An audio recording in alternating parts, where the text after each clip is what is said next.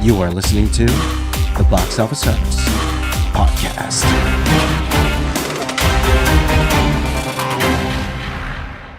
Good morning, everybody. My name is James Reyes. I am the Box Office Artist, 25 years as a professional artist working for Marvel, DC, Transformers, film, video games, and welcome back. This is the Box Office Artist podcast, episode number 2. Number 2, that's right. We're going to do this again. We drew this yesterday. As you can see here, I went a little bit further along. I might work on this just a tiny bit more because I want to. That's one good thing about doing a podcast here is that I don't necessarily have to, do a brand new piece every single day, though I do want to try to make it interesting for everybody. So I'll probably work on this for like another 20 minutes because there's a couple more things I want to do to this. And then we are going to be working on another piece. But today, in this podcast, we are going to talk about something for the artist, okay? And we're going to focus on specifically breaking into the industry. And when I say breaking into the industry, I'm talking about all industries, okay? Or at least all industries that I'm familiar with. Okay, I'm not going to tell you how to break into sculpting, okay? I'm not going to tell you how to break into fine art because, to be honest, I have no idea. I have no idea how to do those things. Also, when I give you, I won't even say advice what I'm giving you today. I'm going to tell you how I did it. And I think that's the best way to go about this is because when I did break into these specific industries, it was a long time ago. So what worked back then might not necessarily work today, especially with the tools that we have today. So I do plan on going for a few hours here in the morning show this morning. So wherever you are in the world, thank you for joining in. If you are watching live or if you are catching this a little bit later on, thank you guys for joining in with me today as I'm continually working on this piece here. But before we even go forward, let me do my quick plugs for my appearances that are coming up. First of all, my first appearance will be at Montreal Comic-Con next week. So that will be from today. That will be July 4th to the 6th. I will be at Montreal Comic-Con. Excited to see you guys there. For you Transformers fans, Mech fans, I will be at TFCon Toronto the weekend of July 12th and 13th. Super excited. Haven't been there since I think it was 2019. That was the last time I was there. Well, even Montreal Comic-Con, I haven't been there. Last time I went to Montreal Comic-Con was like 2016, 2017. So excited to be there. And I will have a giant table at Fan Expo Canada coming a little bit later on. So excited to be there as well. Okay, so if you are watching live, by the way, YouTube has this new thing where it's called Top Fans. Okay, so you guys can't see it on your end, but I can on mine. So it actually ranks you as a fan. So I think it all depends on how much you're commenting or if you super chat and all that stuff. But so all of that is appreciated. If you do want to interact with the show today, by all means, please do, because we are going to have a good time today as I try. Let me just, I'm going to go ahead and continue drawing here because there's a whole bunch of little things I want to do to this particular drawing here. And it's interesting is I'm trying to figure out the best way to approach these streams, especially as a solopreneur at the current moment. I don't have anyone working for me right now, so it would have been a lot easier if I had my team working for me, but unfortunately I can't afford them anymore. But that's okay. It is what it is. But like with all the tools that are coming out now, like I am currently using the Restream app. So you are watching me live on Facebook and you are watching me live on Twitch and on X. And Restream actually has a new AI feature where it actually automatically turns my podcast into shorts. So I'm going to give that a try. Currently, the selection they gave me yesterday was interesting for enough for me to try. There's a lot of different apps out there that would automatically turn your podcast into clips automatically, like Opus Clip and stuff like that. But again, maybe I'll talk about that in a future episode about programs I use to do all this social media stuff. But thank you guys for catching the first episode. My hope is that these episodes will also be kind of evergreen in a sense where you could always go back and listen and, be able to still take information out of it with the stories that I tell. I have had a long career in art. It's 2025, 25 years as a professional artist. Can you believe that? 25 years. That's a long, long, long, long time. So, super excited to do that. Just let me fix one thing on this end here while I'm working. So again, breaking into the industry. And that's one thing that a lot of people always ask me. How do I get a job here? How do I get a job there? Even yesterday, some of you asked me, how do I get a job? How do I get a job at Marvel Comics? How do I become a Marvel artist? How do I become a DC artist? How do I become a movie poster artist? Okay. I will take advantage of some of the interviews I have done in the past. And my hope is that actually I will have some more interviews to play for you guys sooner than later, because my goal now is really to help you guys. Whatever your career is, especially today, in this day and age where it's very uncertain how to become an artist, to earn a living in this environment, in this AI environment, which is really wiping out the middleman, guys. It really is wiping out those who are the creatives, because even things like the graphic designer, like now in Canva. And I take advantage of it. I'll be honest. I take advantage of thumbnails and all that stuff that would be hard to do if you're not a designer. But they have those templates in there that make it quite easy. They also have these AI-driven design tools that you can make a logo. You could do all of that stuff. But the problem is that wipes out a lot of the industry. And who are the ones that are most offended by this? It's the artists, because we understand. We know what it's like to actually go in and design these things. However, the business owner, the non-creative, the one who's trying to make money off these things, the ones who would have hired that graphic designer, sees this coming along a lot cheaper than it would be to get a professional to do it. And that's it. What can we do?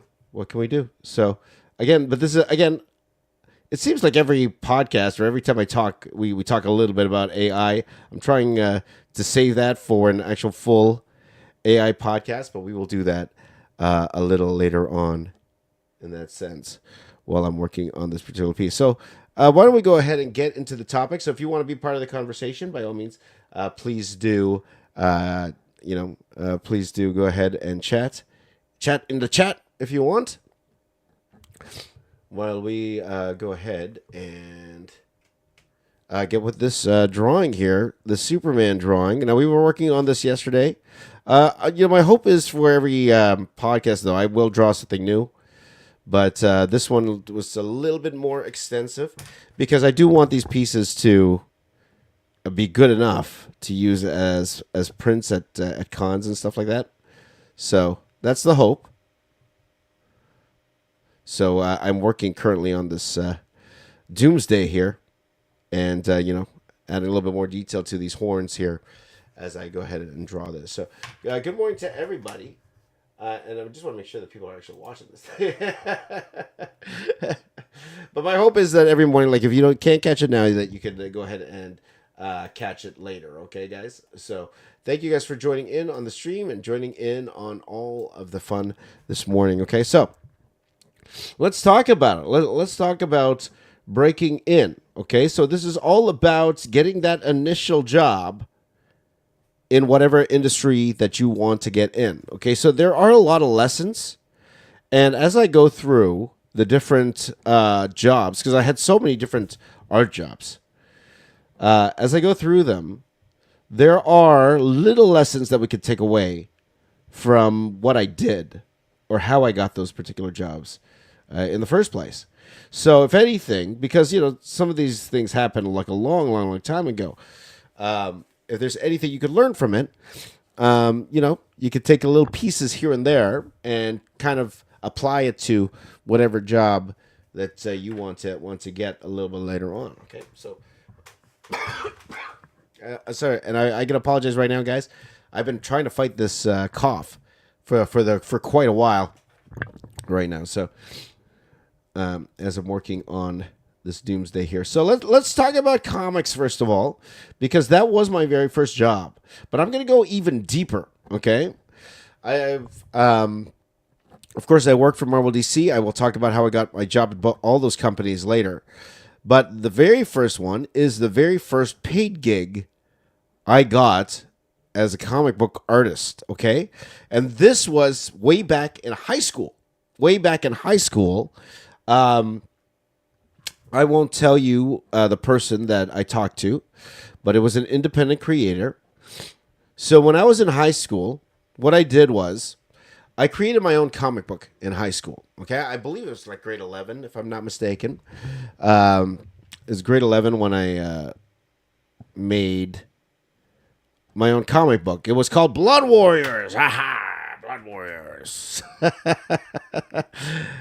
I would love to show you guys that comic, Blood Warriors, but a lot of the writing and stuff was for the time. For the time, this is like the 90s.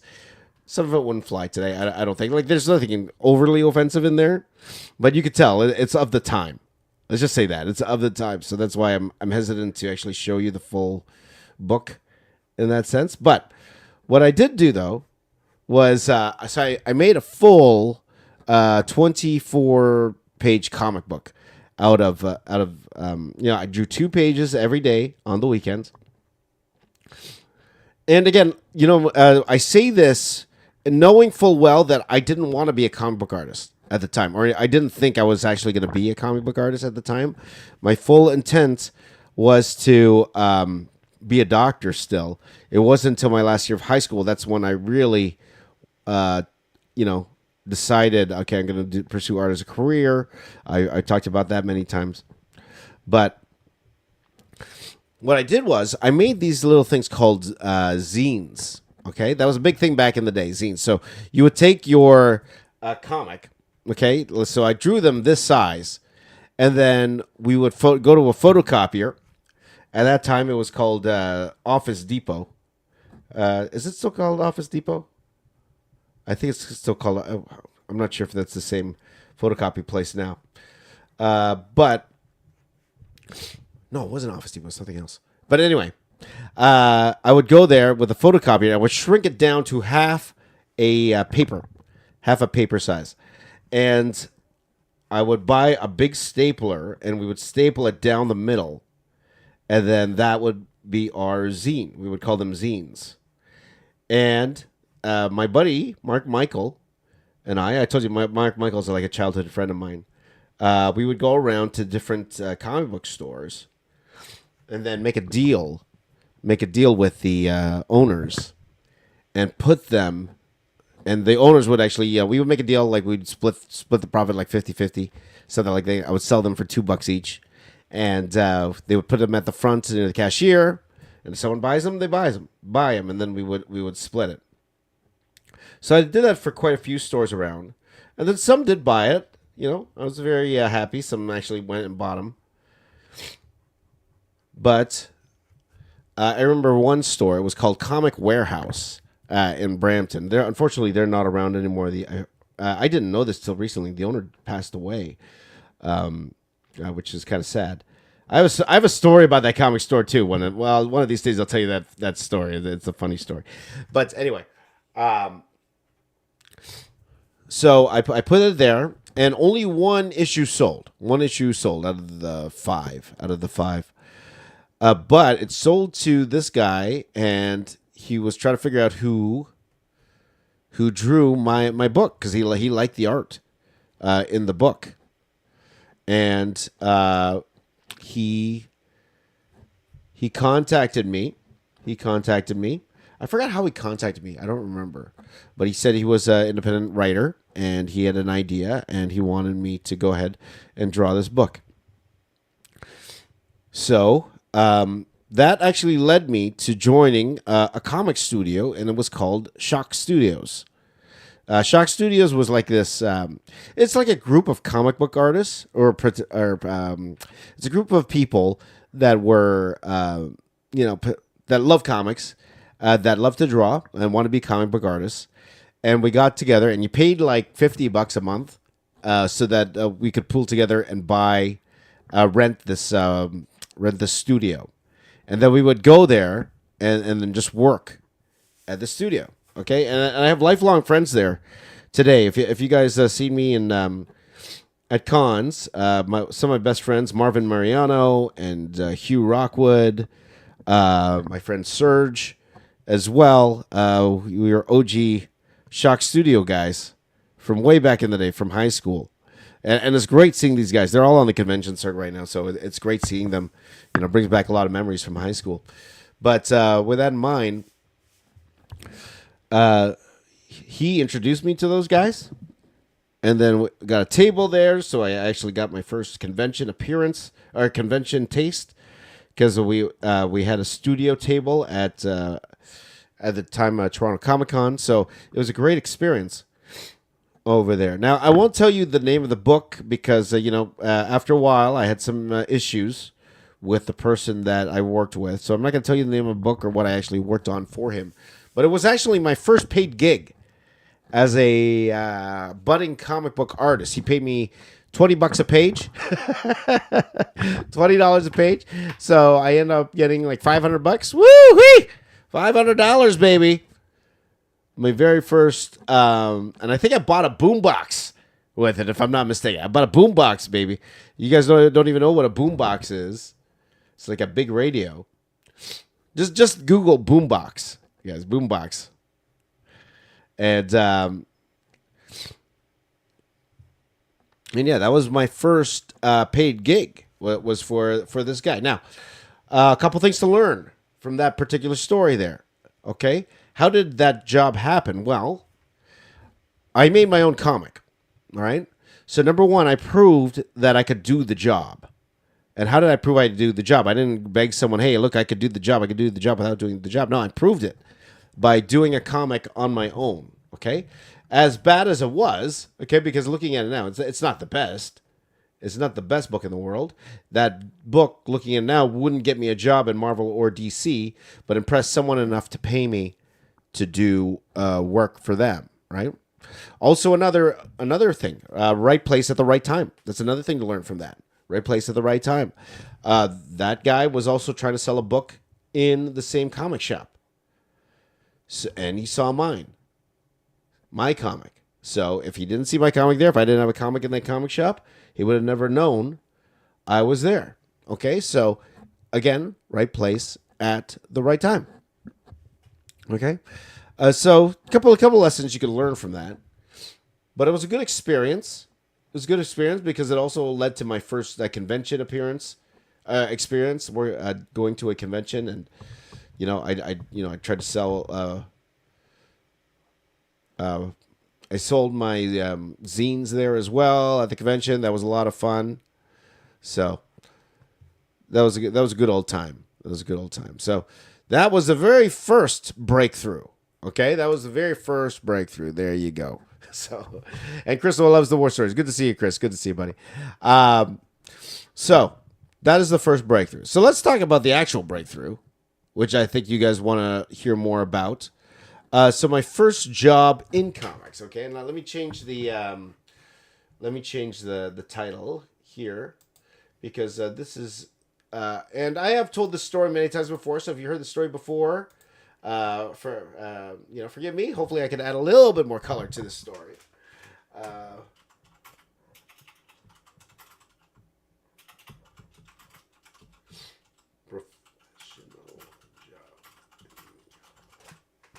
Okay, so just bear with me. I'm just going to change the title here. So hopefully you learned something here. And again, guys, if you have any questions about this, by all means, put them in the comments if you're watching this at a later time. By all means, put that in the comments, and I will do my best to answer those. Okay, but with that in mind, the next job was out of college. Okay, so I was looking for an internship in college. So I went to college and I took technical illustration, and we needed an internship. By the way, guys, you like my glasses? Before we go ahead, I got these as a birthday present. These glasses can film. Isn't that cool? These glasses can film, and then on the side here, I could. It's actually connected to my phone, so all the notifications are coming for the glasses. It's actually pretty cool. I turned it to the side. You can see my white hair. There you go. So, hold on one second, my friend.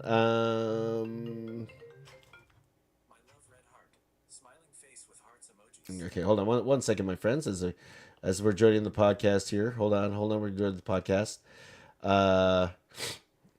Okay, and then so these glasses here, guys, like I can actually hear it in the back here, and it's really cool. But I also have a camera here, so I'm excited to use these glasses. Oops, I'm excited to use.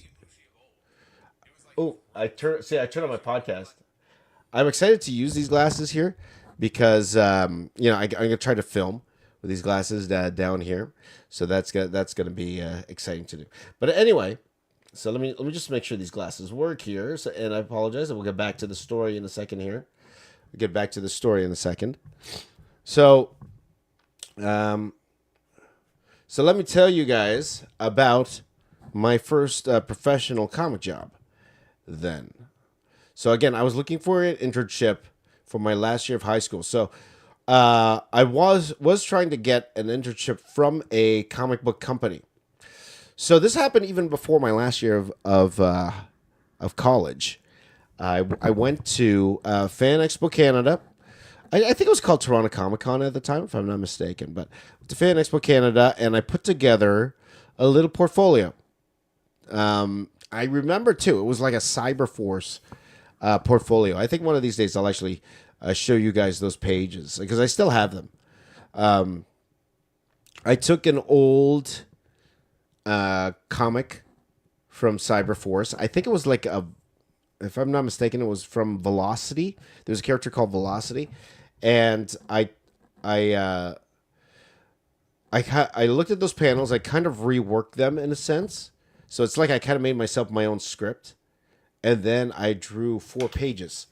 And I took those 4 pages and I brought them to Fan Expo. So at that time, and they don't do this as much anymore, I find at the local cons. I was at Toronto Comic Con, and this year, I'm once again, I'm going to be a Fan Expo this year. The studios don't come anymore to look at portfolios like they used to. But so I don't know if this can still apply today. I think if you go to the bigger Comic Cons today, you could still do this. Okay. But at the time, a company called Top Cow, for those of you who don't know, Top Cow, they of course did the characters that I was sampling at the time, but they also do things like Cyberforce. They do Witchblade, if you ever heard of Witchblade. Have you ever seen the movie Wanted? Okay, that studio published that initial comic, Wanted. So I went to go talk to them. Matt Hawkins, who still is currently the editor-in-chief, I believe, at Top Cow. He's been there forever, so a good 25 years. More than 25 years, probably 30 years at this point. He was there, and he took a look at my portfolio because he wasn't that busy, so he was there, and he looked at my pages.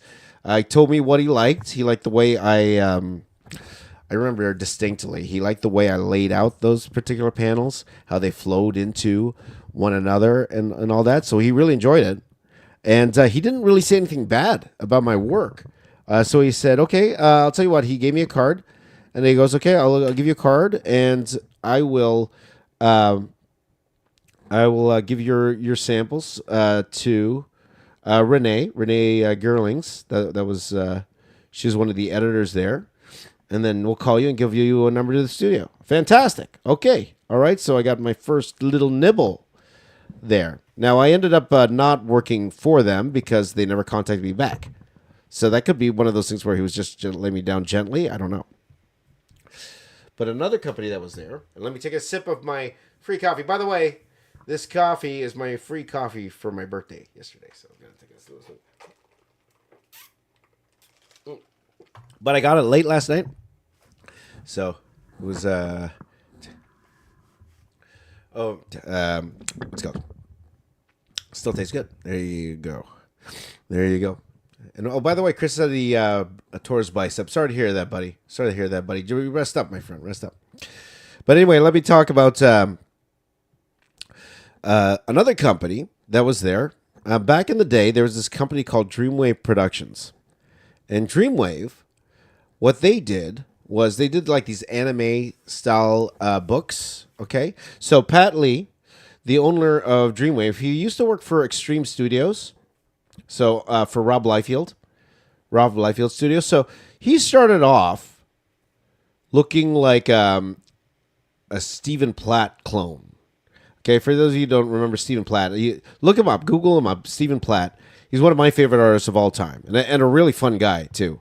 I actually met him. He came by the studio, a really fun guy. But if you see his style, that's what Pat tried to draw like at first, and he got a job doing that. And then later on, he started his own company, and he was a big fan of Japanese anime. And things like, he really liked anime like what's it called? Ghost in the Shell, and animes like that. So he made his own comic book that was in that style. Okay, so it looked like a Japanese anime, that style. And he was the first one to actually do that kind of style. Okay, so and then it got really popular because nobody was doing it at the time. At the time, everyone's trying to draw like Jim Lee, including me, and he was doing something different, and people loved it. Say what you will, whether you're a fan of him or not, people love the style. So he became very popular doing this book, Dark Minds, and he had a studio. He made a little studio in Toronto. So they had a booth at this fan expo, and I went up to them, and I met a man. His name's Sigmund Torre. Sigmund? Fellow Filipino, by the way, Sigmund Torre. He was there, and he looked at my stuff. And now, I didn't think they would like my stuff, because all my stuff looked like a Jim Lee ripoff. That's what I was. Okay, that's what my work looked like. I wasn't into anime. I wasn't into anime at all. My buddy Mark Michael, he's a huge anime fan. He had all of them. I remember going to his house. We would watch anime, but I was never really a fan of it. So I never thought that Dreamwave would be even interested in me. But I thought, they're there. They have a big booth. Why don't I go ahead and at least try? Doesn't hurt to try, because I could have went and said, there's no way they're gonna be interested in me, so I'm not even gonna bother. But you know what? They were there, so I'm like, okay, let me just try. So I went over there and I showed them my work. I showed Sigmund my work, and Sigmund's a funny guy. One of the funniest guys you'll ever meet. He's one of those guys that entertains everybody. He's like the life of the party type thing. He's in the Philippines right now. Well, one of my I won't say close friend right now, but one of my very good friends from back in the day. But he took a look at my portfolio, not just expecting like okay, but it was like oh yeah. He was like that. Oh yeah. He goes, oh, this is great, man. This is great. Yeah. Contact us. And then he gave me a business card. And he goes, give us a call. Like, fantastic. So, after the con, went home, and then I had that card. So, Top Cow never called. And I started trying to call the studio. Okay, the studio is called Dreamwave Productions. I tried calling the studio during the day. Nobody picked up. Nobody picked up the phone. And I tried it all times during the day. Nobody would pick up the phone. I was like, oh, okay. So I was thinking maybe I thought the card was fake. I thought the card was fake because it's like, okay, maybe this is the card they give to guys, and so they'll just say, oh, we're interested in it, but they're not really, so they give me a fake card. That's what I thought at first. But then, back in the day, we had a magazine. It was our internet at the time. It was called Wizard Magazine. This is how you found out about projects that were coming up from the major companies. It's called Wizard Magazine. In fact, my friend Michael Schwartz has a podcast about Wizard Magazine. It's actually a very cool podcast, especially for me, because I have a lot of those back issues. Because that was the one we would go to that every month. That's what we would go to see who all the hot artists are and all that stuff. If you guys, any of you remember Wizard Magazine, that was our internet before the internet. So in Wizard Magazine, they had an article on Pat, the owner of Dreamwave. And, they show the studio there, and they showed him he was playing with Nerf guns. He was known for playing with Nerf guns.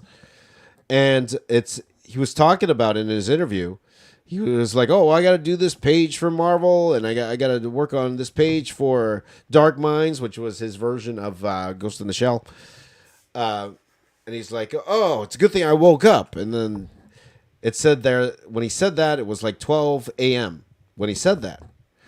And then something clicked in my head. And I was like, wow, okay, these guys are night owls. These guys only work in the nighttime. So why don't I try to call it night? So what I did that night was I called the studio at, I think it was 3 o'clock in the morning. I called the studio. And then somebody picked up the phone. And it was Roger Lee, Pat's brother. He picked up the phone. He's like, hello. And I'm like, oh, hey, hi, how you doing? My name is James. I met Sigmund at a con, and I apologize for calling so late, but I was wondering if I could come in and show you guys my stuff. I'd love to work with you. And then Roger's a super nice guy. He's like, oh, okay, why don't you come tonight around 9 p.m. tonight?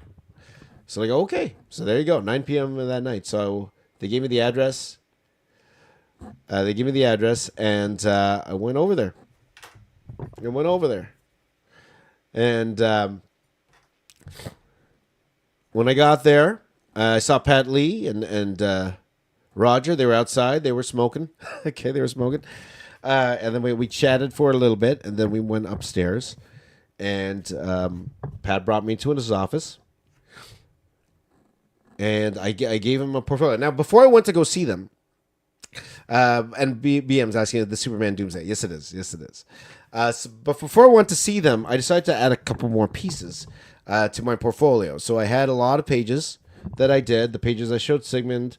I tried a colored piece. So I drew a Dark Minds piece that and in a quasi American style, but without the rendering. So it's like drawing this without all the extra lines and stuff. Okay, so I drew that, and I colored it. I digitally colored it. Okay, and then another thing I did was because I looked at what they were hiring or what they hired for, and I saw that they hired background artists. Okay, they hired people to do the backgrounds. So I thought to myself, okay, I'm like, okay, if that's the case, why don't I try doing that? So I was looking at covers that they did. Excuse me. And Pat did a bunch of covers where it was just one character and there was no background. So I remember I did one for, he had a book called Warlands where it was just a single character. So I took that single character, I blew it up to this size, and I traced it. But then I added this really intricate background with these like tree-like houses and stuff like that. Again, when I was technical illustration, it was mostly buildings that I learned how to draw buildings and perspectives. So it was my forte at the time. So I drew that, and there was a Dark Minds cover that my friend Sigmund actually did, where he drew the main character just standing. So I took that, I traced that, and I drew this highly technical background behind it. So Pat took a look at my portfolio as I draw this Superman here. Pat took a look at my portfolio, And, he was taking a look through, and the pages he didn't really care for. He did take a look at the colored piece that I did. Now, the drawing itself, he didn't care too much for. But he liked the coloring. So at first he was like, okay, maybe I like the way you colored this. Maybe we could we could try to get you on some coloring stuff, right? So I almost started off as a colorist. Almost. But that was until he stopped at the 2 background pages that I did. He stopped. And he looked at it, he stopped like this, and like these are great. These are great. And then when he did that, at the time, Roger barged into the room, and he's like, "Hey, Pat, we have this issue of Neon Cyber coming out that needs to go out, and the background artist can't do it. What should we do?" And then he looked at me, and he's like, "Hey, are you free tonight?" I told the story many times already, so bear with me now. And then that was my very first comic book work. That was Neon Cyber number 5. I forgot exactly what page. I did 3/4 of a page. I was so slow back then. Okay, we could talk about meeting deadlines. That could be a podcast all to itself one of these days. But yeah, that's how I got my first job at Dreamwave. Now, lessons that we can learn from that, guys. Lessons we can learn from that. How did I get that job? Number 1, I did the portfolio work. Okay, so I didn't need a portfolio. Once again, I did need to show that I could do the work. Okay, so that's always a part of it. You got to show that you could do the work. There's no way getting around it. Okay. Number 2, a job can come from an unexpected place. Okay. I did not expect Dreamwave to be even remotely interested in my work. I did not expect them to. Because, again, it's not my style. Like, I know a lot of people, maybe even myself, I would have wrote it off. Like, oh, they wouldn't be interested in me, so I'm not even going to go bother talking to them. A lot of people would do that. Even me. I usually do that. But for some reason, I decided, okay, I might as well give it a shot. I'm here. Okay? So don't be afraid to ask someone who, maybe you think you're out of their league. You never know. So it doesn't hurt to ask. So I guess that's another lesson you could learn. Doesn't hurt to ask. Because worst comes to worst, they could ghost you or they could say no. That's the worst comes to worst. That's something I always tell my kids too. You got to ask. At least try.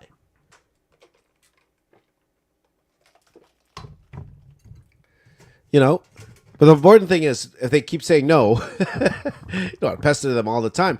But how would you know unless you ask, right? Unless you ask. So that was another one. That's another thing I learned. Okay.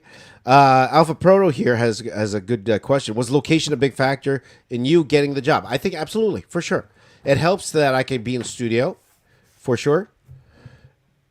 It does make a lot of difference. It definitely does make a lot of difference. And that makes a difference when it comes to film. Okay, when I talk about film a little bit later today, that actually came into play with film. So thank you for bringing that up, Alpha Proto. Well, we'll talk about that when I got my film jobs.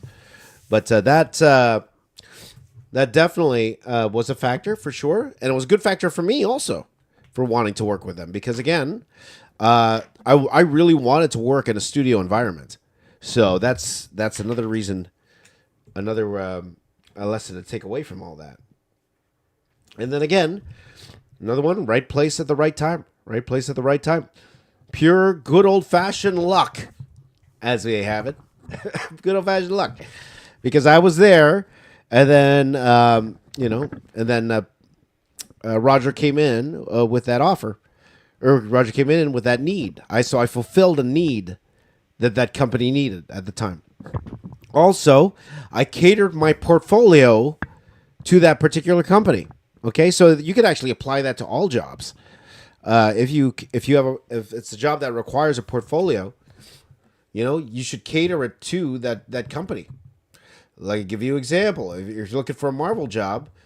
What are they going to hire for? They're going to hire for Marvel characters. So you got to prove you can draw Marvel characters.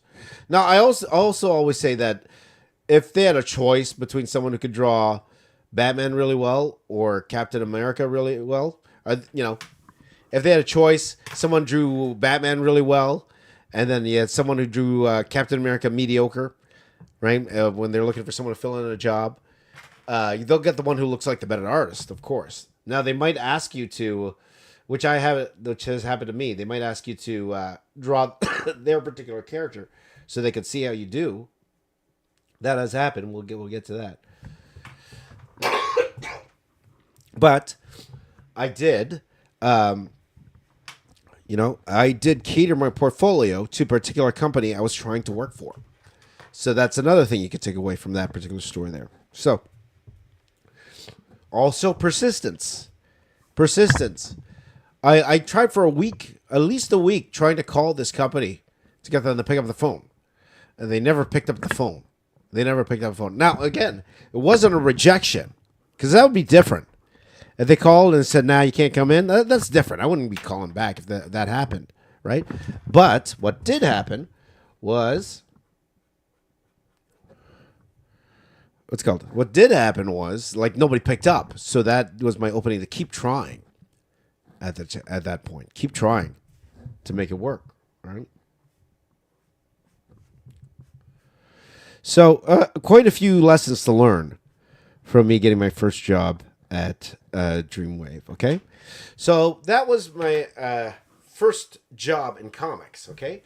Why don't we go ahead and talk about my first job at DC Comics. Okay, let's get specific here, okay? Let's talk about at DC Comics, okay? Okay, let me just say this title out. Just give me 1 second here. Gonna change the title.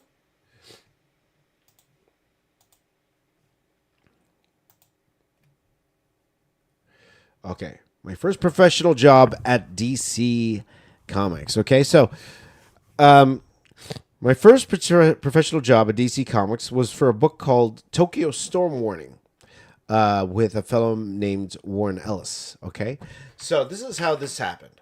All right, how did I get that first initial job with Warren Ellis here? Back in the day, there was a little message board. Warren Ellis had a message board. If you guys don't know who Warren Ellis is, I think he's canceled. Is he canceled today? I don't know. I have no association with him today. All right.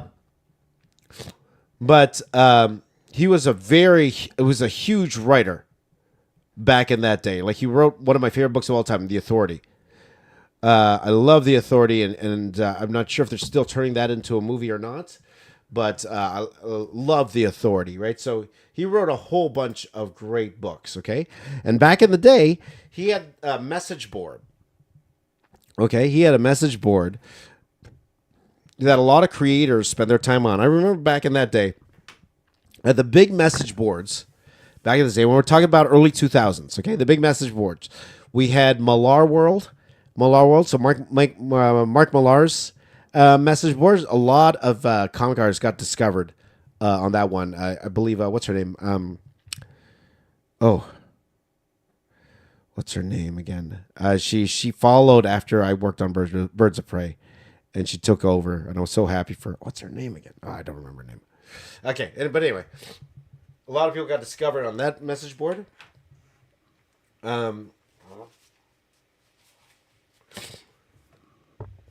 You have Brian Michael Bendis. He's a huge writer even today. He had a board as well. Was it called? I forget what his message board was called. But also, we had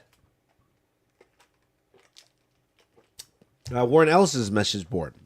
And I'll be honest, I totally forgot the names of these message boards. Like, again, 25 years ago, guys, these message boards were going on.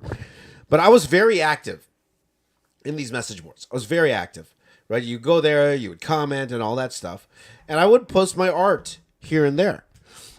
And Warren saw my art on the message board. And he liked my art on the message boards. So he initially contacted me, okay, and I was working at Dreamwave at the time. He initially contacted me to work. He had a project he was going to do for like an independent um, an independent publisher. I think it was called like Treehouse. I think that was the name of that publisher, Treehouse. He had an idea and he wanted to do it, but then I think I was working on something at the time. And I couldn't do it. But I was definitely on his radar because he liked the work I was posting in the message boards. Now, I wasn't just posting stuff. I was working on a Dreamwave. Like me and my good friend Chris Saraceni, we were working on some creator-owned stuff at the time. And he had this book that he actually sold as a pitch, as a movie script. He actually sold it. But I did some artwork for him to sell it, and then I posted it on the board. And people really liked the artwork. I actually created a lot of discussion and he was impressed with the work that I was posting on the boards. And then one day he came up to me because he had a script for a book called Tokyo Storm Warning, and he said it was pretty much giant robots versus monsters. That's what it was. Right up my alley. Really right up my alley. Giant robots versus monsters. Like, who's the guy for that? It's just me. It's me. And to be honest, it looks exactly like Pacific Rim. I talked about that story very later on. So he was the one who suggested me. And then DC contacted me at the time. Scott Dunbier, he was the editor at that time. He contacted me, and and then I got the job. So I left Dreamwave, and I did that work. Okay, so that was technically my very first job at DC Comics because it was for their Cliffhanger imprint. If you guys remember Cliffhanger, I was so excited to be a part of that. I was so excited because Cliffhanger at the time, it was supposed to be the second coming of Image Comics. Because for those of you who don't know Image Comics, that's when Jim Lee, Rob Liefeld, Todd McFarlane, Jim Valentino, Eric Larson, who am I missing here, guys? Mark Silvestri, the big six. And it's supposed to be Will Spartaccio at the time, but he, what's it called? They formed Image Comics. Okay, so Cliffhanger was supposed to be the next coming of Image Comics because we had three of the biggest artists in the world that were getting together to start their own company, right? And who were those three? It was Humberto Ramos, it was Joe Madureira, and it was J. Scott Campbell. Those three, they formed Cliffhanger. So it was for Wildstorm, and then Wildstorm got bought out by DC. So technically it would have been a Wildstorm Image title, but bought out by DC. So technically it is a DC comic, and I got DC comic paper to work on. So Scott Dunbier, he said, okay, you know what? I think we're going to make this a Cliffhanger title. And I was over the moon, man. I was so excited. I thought I was going to be one of the next superstar artists because I was associated with that group of people, you know? To be associated with J. Scott Campbell and Joe Mad and Humberto Ramos, like, oh my gosh, I was over the moon. Unfortunately, I really messed up that assignment, but I'll talk about that on another day here. But by the way, guys, I think I'm pretty much done this for now. What do you guys think? You like this? This is my Doomsday Superman, okay? Fitting while I'm talking about this. Okay, I'm going to keep working on this until I finish this story, and then we're going to work on something new, okay? But anyway. So, things we could learn from that, okay? Number one thing I could learn from that is I had my artwork seen by the right people, okay? I was in a place, a community, where the right people could see my work, okay? So I was in Warren Ellis's message board. So Warren Ellis saw it. There you go. And by the way, a small shout out to my very, very good friend Apple. Apple, good to see you, brother. Good to see you, buddy. I'm gonna be in Texas this weekend, but I'm only there for a couple days, and it's in Dallas. So unfortunately, I don't think I can get down to see you. I'm only there for a few days, but good to see you, brother. Good to see you. But anyway, right place at the right time, so that you could definitely come from. But I put my work at a place where I knew people could see it. All right, the professionals could see it. I don't know what that could be today, whether it's online or whatever. Okay, well, maybe we could talk about how we could apply that. Maybe you could tell me how you would apply that theory. Okay, number two, I always say this: the people who get you jobs in comics today, even today, right, are editors and writers. Writers has a huge say. Writers have a huge say in who draws their book. Okay, for Marvel, DC, and all that. Like you could have Marvel, of course, could suggest.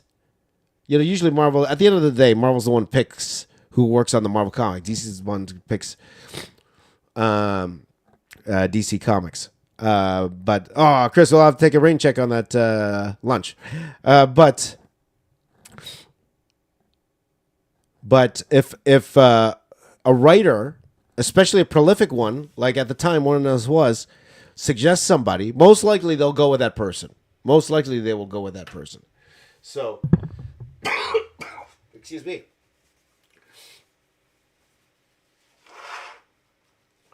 So, I always tell people today, who are trying to get in comics, get to know writers. Get to know them. Okay?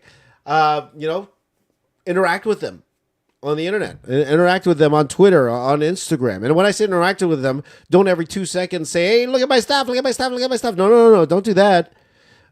Try to be their friend. Okay?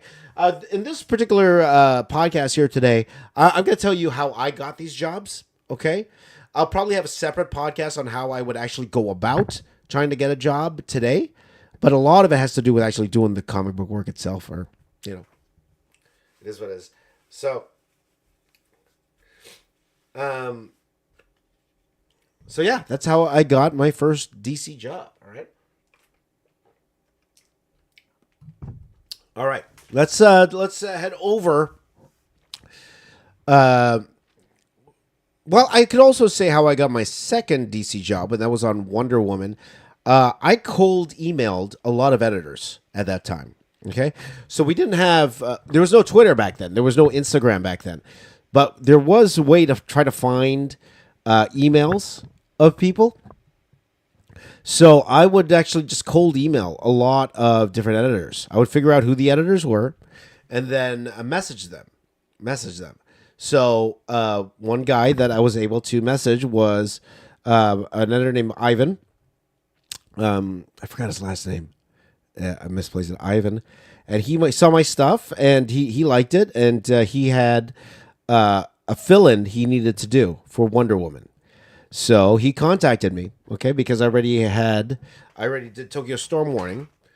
I did it badly, but just the fact that I had something professional, that was enough for him to give me a shot, okay?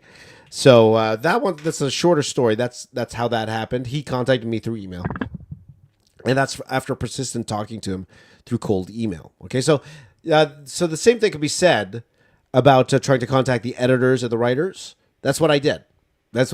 And that did end up with a job, but I also ended up with the job because I proved I could do the job as well. Okay, so that's how I was able to get that particular job itself. Okay, guys, by the way, this is my Superman Doomsday. Okay, so while we change topics here, I'm going to work on something new, okay? I'm going to grab a new piece. Why don't we use this one here? Okay. So with that in mind, okay, so we're going to do something a little different here, guys. We're not going to do a DC character here. I'm thinking about we're going to be doing, and this one of verses here, as you can see, I sketched it out already. I'm thinking this is going to be He-Man and Skeletor. That's what we're going to work on right now. It's He-Man and Skeletor, okay? Okay, but that was my first job at DC. Now, why don't we talk about my first job at... we're going to talk about my first job at Marvel. Why don't we talk about that, all right? At Marvel Comics, okay? Now, I will say that my journey to get my first job in Marvel took years. Took quite a while. Quite a while, okay? So, like I mentioned before, like I mentioned before, I was trying to keep in contact with as many editors as I could. As many as I could. All right.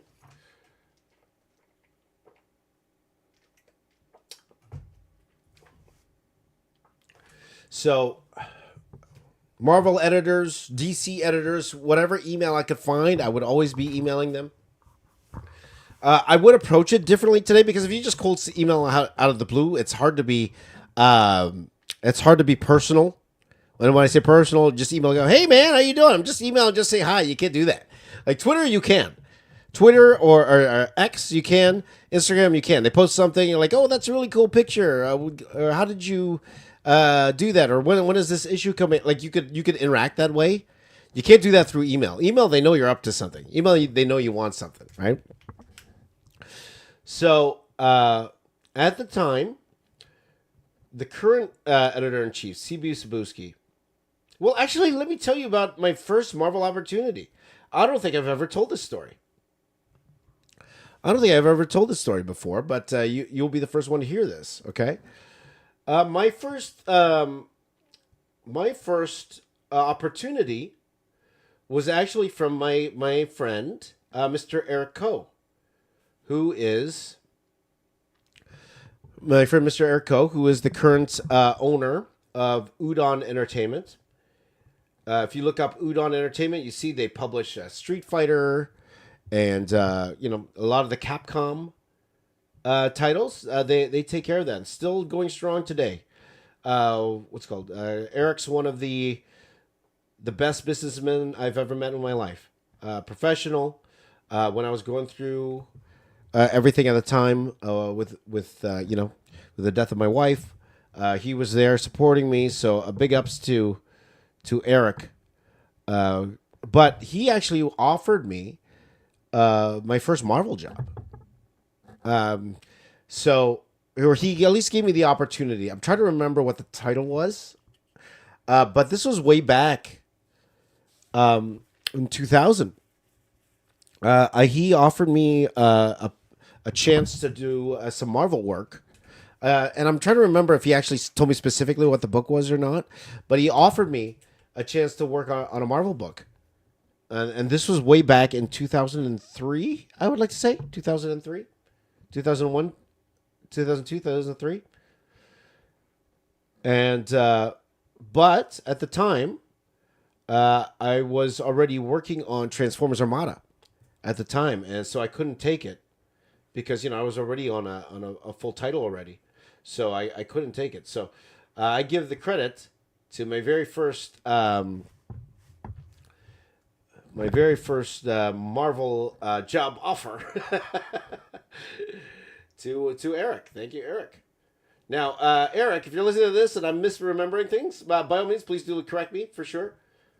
Or maybe it was just like a passing conversation, but if I remember correctly, that conversation happened. Okay, if I remember correctly. Much love to you, brother.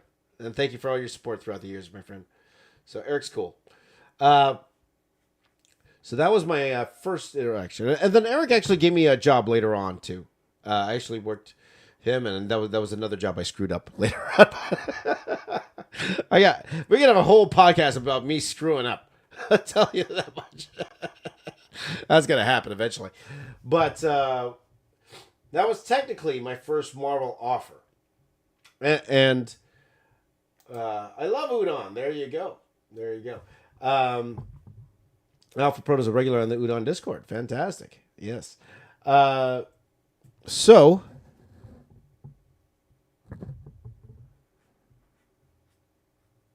that was my first little sniff with Marvel. So, like I mentioned again, I was trying to hit up all these editors, trying to get jobs from editors and stuff. And the more I was able to get actual professional work done, the more attractive you are. Okay? So I do have a leg up over the average guy trying to get a job at Marvel or DC, of course, because I had professional work done. Okay? I have done full books. Okay? And I did books for DC already, right? At the time. The fact I actually did professional work for a professional company, I definitely believe that that helped in terms of them giving me a chance over somebody else. Okay, so for years I've been trying to contact Marvel. Okay, at the time, the current editor in chief of Marvel, Mr. CB Sabuski, he's the current editor in chief of Marvel. He was the talent. He was in charge of talent relations at the time. Sounds like Jim Ross in in wrestling. So he was in charge of talent relations. So he's the one who finds talent. He was the guy who found talent. So he was talking to me for a long time, right? So he would answer my emails. And there were times that I actually went to convention to go meet him. Specifically, I told him I was going, and then he was very gracious enough to look at my portfolio and stuff I had there. You know, he's a great guy. He was a great guy. And he gave me a lot of great feedback, too. A lot of great feedback. And then he actually did give me a little nibble. And this was in 2004, I would like to say. Beginning of 2004, where he gave me a nibble. He messaged me, and he wanted me to do a 14-pager for Spider-Man. However, at the time, I literally just got a job back at Dreamwave. I literally just got another job. I literally just got back that week. And that always happens. It always happens, guys. I always say, like in comics, it sucks that way because you wish that all of these jobs would be spread out, but it seems like they all come at the same time for some reason. I don't know why. And by the way, it is Mario right there. There you go. So I couldn't take the job. You know, I was trying to figure it out. I was telling him, you know, I did work at Marvel. I was working for Pat again, but, you know, I think I could actually go ahead and I could still do the book. So my plan was to work for, Pat during the day so I could do the book. And then CB's like, oh, James, don't worry about it. We have lots of books out here, right? So we'll keep you in mind, and I'll have something else for you later on because I need somebody like right now. Okay, I'm like, okay, sure. But that right now didn't come till a long time later, over a year later. So, fast forward about a year and a half, and I get an email from a man named Mr. Mark Panencia. I think that's how you say his name, Mark Panencia. He's still an editor at Marvel today. Still at Marvel. I think he edits their Star Wars line today. Hey, Mark, hit me up, man. But he still edits their Marvel line. So he messages me.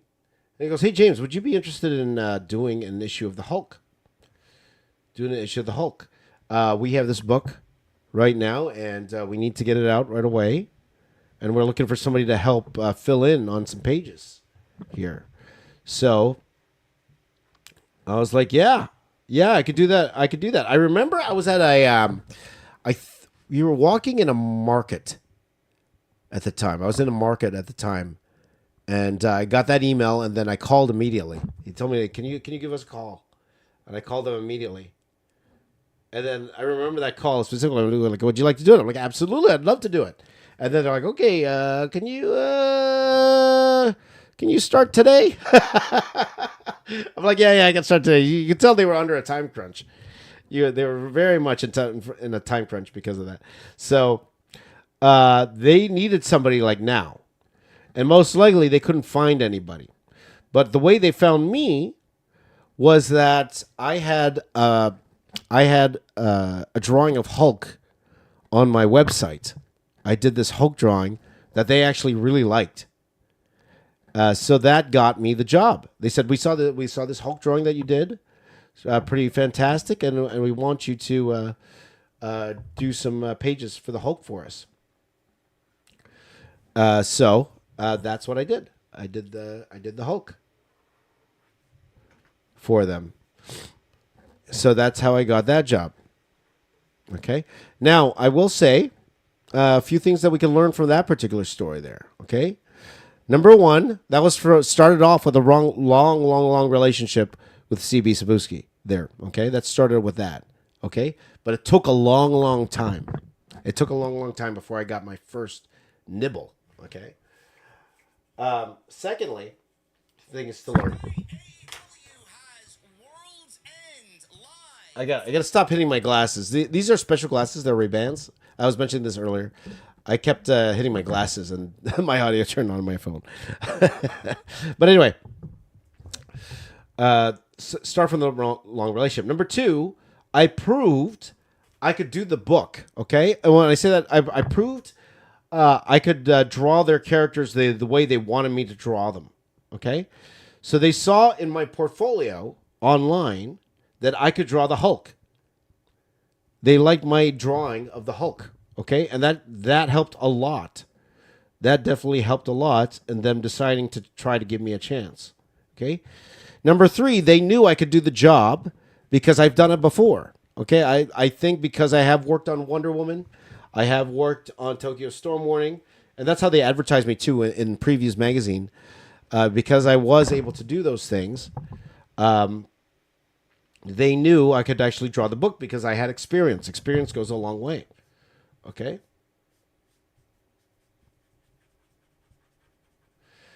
So that definitely helped as well.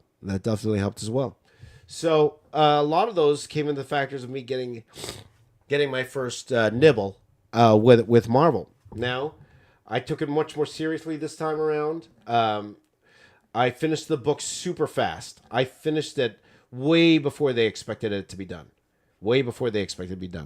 So that actually led into a lot more jobs for me after that at Marvel. Okay, so I took it a little bit more seriously, as we say. Not that I didn't take the first one seriously, but I knew how to kind of handle it. So that was my first nibble with Marvel. Okay, that's how I got my first job drawing comic books with Marvel. Okay, so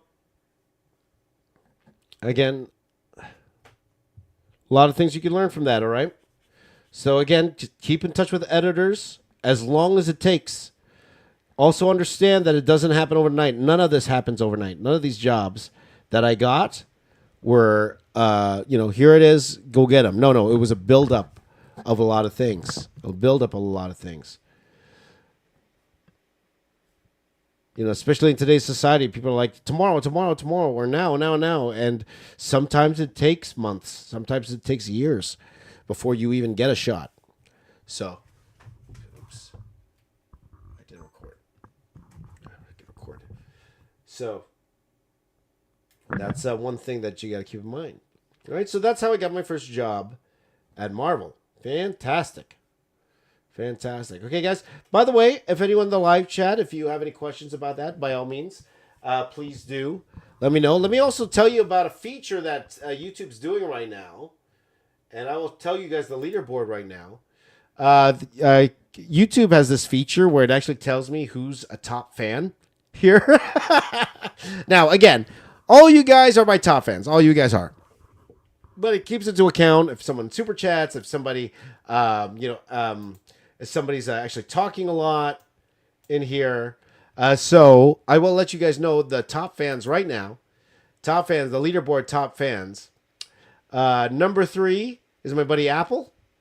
Number 2 is Chris Hawk, and number 1 is Alpha Proto. You three are the top 3 right as of right now.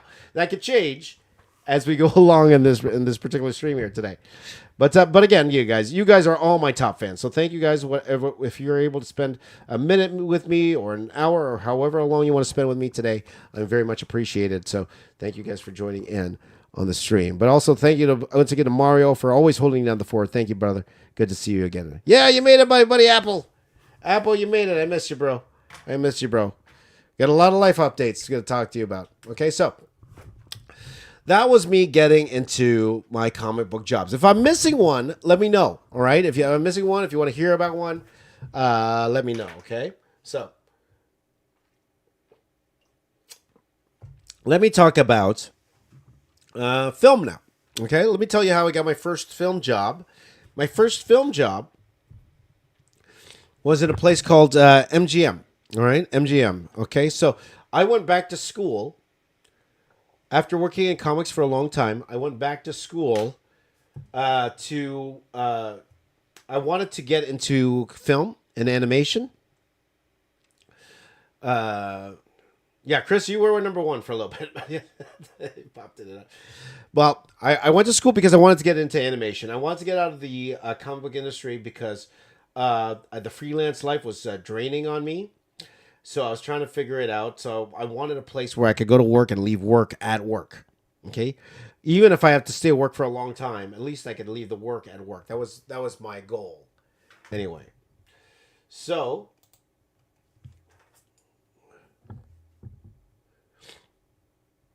So I went to school and I made a short film. Okay, it was called Upgrade. I have shown it before live here before. I have shown it before. Maybe when we do a more podcast more focused on school, I'll actually show you guys some of the assignments I've done over the years. But it was called Upgrade. It took me 6 months to do. 6 months. I took school very seriously the second time around, guys. Very, very seriously. I actually mentioned to you earlier, if this doesn't work, my last chance here. We talked about this being my last chance.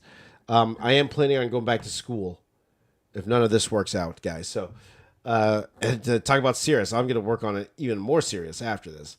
But with that in mind, ouch, I hit funny bone. Ow, funny bone. Okay, but anyway. I'm trying to get comfortable here while I talk about this. So, at the end of the school year, what happens is we have a little showcase for our work. And then a lot of the companies around town, they would come and they would take a look at our short films. Okay, so we had like a little screening, and all the different video game companies and all of that, they would come by and take a look at our work. Okay, so all the local ones. There are a lot of local companies in the Toronto area, right? So a lot of different video game companies and film companies. So, and after that, they would come to your desk, and then they would, if they were interested, they would ask to see more of your stuff. Now, at the time, I was trying to be a 3D modeler, so I would make 3D models. Okay, that was the job that I wanted. So after my short film, I had quite a few companies that come to me. I remember there was a company called, I forgot what they are. They're in London, Ontario. Oh, what were they called again? I don't even remember. But I remember the lady came over and she was eager to see more of my work. So I showed her my demo reel. So we had to make something called a demo reel. So if you wanted to be a 3D modeler, you had to do things like show your 3D model in a turnaround. And then you have to show the wireframe. So you have to show how you kind of built it, how you built that model. And she was not impressed with how I built the model. She looked at it like, ooh. She goes, that's not really low res. And then I didn't see her. And then what happened was they would afterwards, okay, they would talk to us. And then they would put papers on the board. They would put papers on the board with a list of people they would like to interview. So I had a few interviews there, but that lady who said, ooh, I wasn't interviewed by that company. They weren't interested anymore. But it was funny, too, because I saw her. She was trying to get in the building, and I let her in. And it was awkward because she knew she didn't choose me. But anyway, that's going to happen. That's fine. But I got talked to by a lot of different companies. I remember one called Silicon Knights. That was a company that interviewed me. Nelvana was one of them. But I think I got interviewed by a studio that was actually inside of my school. And we had no idea what was there. There was like the secret passage. And then they were They were there. They were working on kids shows. And what kids show that they were working on was a show called Backyardigans. Have any of you guys heard of Backyardigans? Have any of you guys heard of that? Your backyard friends, the Backyardigans. Have you guys heard of that? No? Okay, so they like my stuff, and they ended up offering me a 6-month contract. Those guys, from my demo reel. Okay, but at the same time, I also applied to other companies too that weren't in the Toronto area. One was a company a video game company that did City of Heroes. Okay, and they were in California. And I got an interview with them over the phone. And then they wanted me to do a test, what's it called? A test model for them. So they gave me a character design, and I had to go ahead and model it. That's what they wanted me to do. That's what a lot of video game companies do. A lot of companies want you to do because they want to see you could do the job. Okay, that was going to be in La Jolla, California, if I'm not mistaken. That's where they were. It was they were in City of Heroes. They were producing City of Heroes at the time. There you go. By the way, Mario threw in a super chat. Hello, Mario. Good to see you, buddy. Well, is it available on other platforms like Spotify? It should be. It should be. I did not upload yesterday's, but I will today. Okay, but it should be available soon, Mario. Okay. If it's not, though, let me know so I could actually go ahead and fix it. All right. So, but anyway, that was a very intriguing opportunity for me because it was a chance to go live in the U.S. In California. Part of me thinks how different life would have been if I would have taken that opportunity and actually became an American in that sense because of the opportunities that would have happened. I don't know. I don't know what would have happened, but I couldn't do it at the time because, I had a kid already. I had my oldest daughter already, and it was much harder to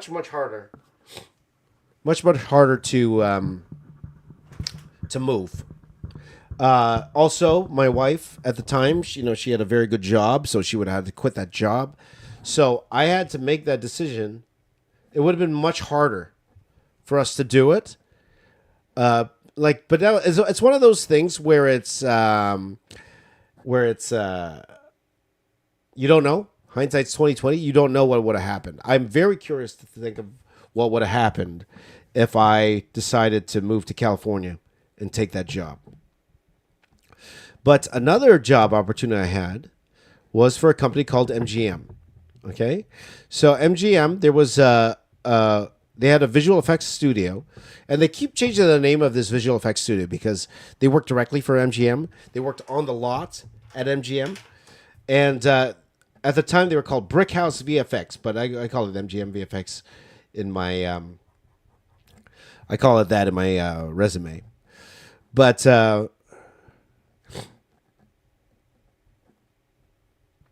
they were interested in me coming on as a 3D modeler for film, but it was in Vancouver. So for those of you who don't know, I live in Toronto, and that's Vancouver. To figure out the distance, think New York to LA. That's how apart it is. So it's literally moving across the country to do it. A lot easier to move across the country. A lot easier than if I were trying to move to the States, because, it was a place I also knew my wife could work there. There was, it was a lot easier in that sense. So I flew over there. I met what's it called? I met the visual effects supervisor. A wonderful guy. His name was Chris, and he liked the work. And actually, what got me the job was not just my visual effects work, but it was also my comic book work. They were impressed with my comic book work, and they figured how it could work out in there. Now, to move there, though, that was a big decision for me. Okay? That was a very, very big decision for me because, look, again, I had a family. I owned a home in there. So I had 2 job offers on the table here. I had one for that Backyardigans show, and I had that particular job. Now, I will admit that Backyardigans show, the job they actually offered for me to do, I wasn't actually too familiar with that job they wanted me to do. It was like about how to render and stuff like that. Without getting too technical, a lot of you probably have that's a little foreign to you guys. But let's just say the job itself, it wasn't really what I studied or remembered how to do. But also it was for a kids show. So I took advice from a lot of people, from my friend Dennis, who I'll talk about more later on, because that's actually a part of another job that I got. But he was suggesting, why don't you just take the Backyardigans job, and you could always, you could upgrade, and hopefully you could get a job in Toronto, because there's, again, a lot of factors here. A lot of factors. I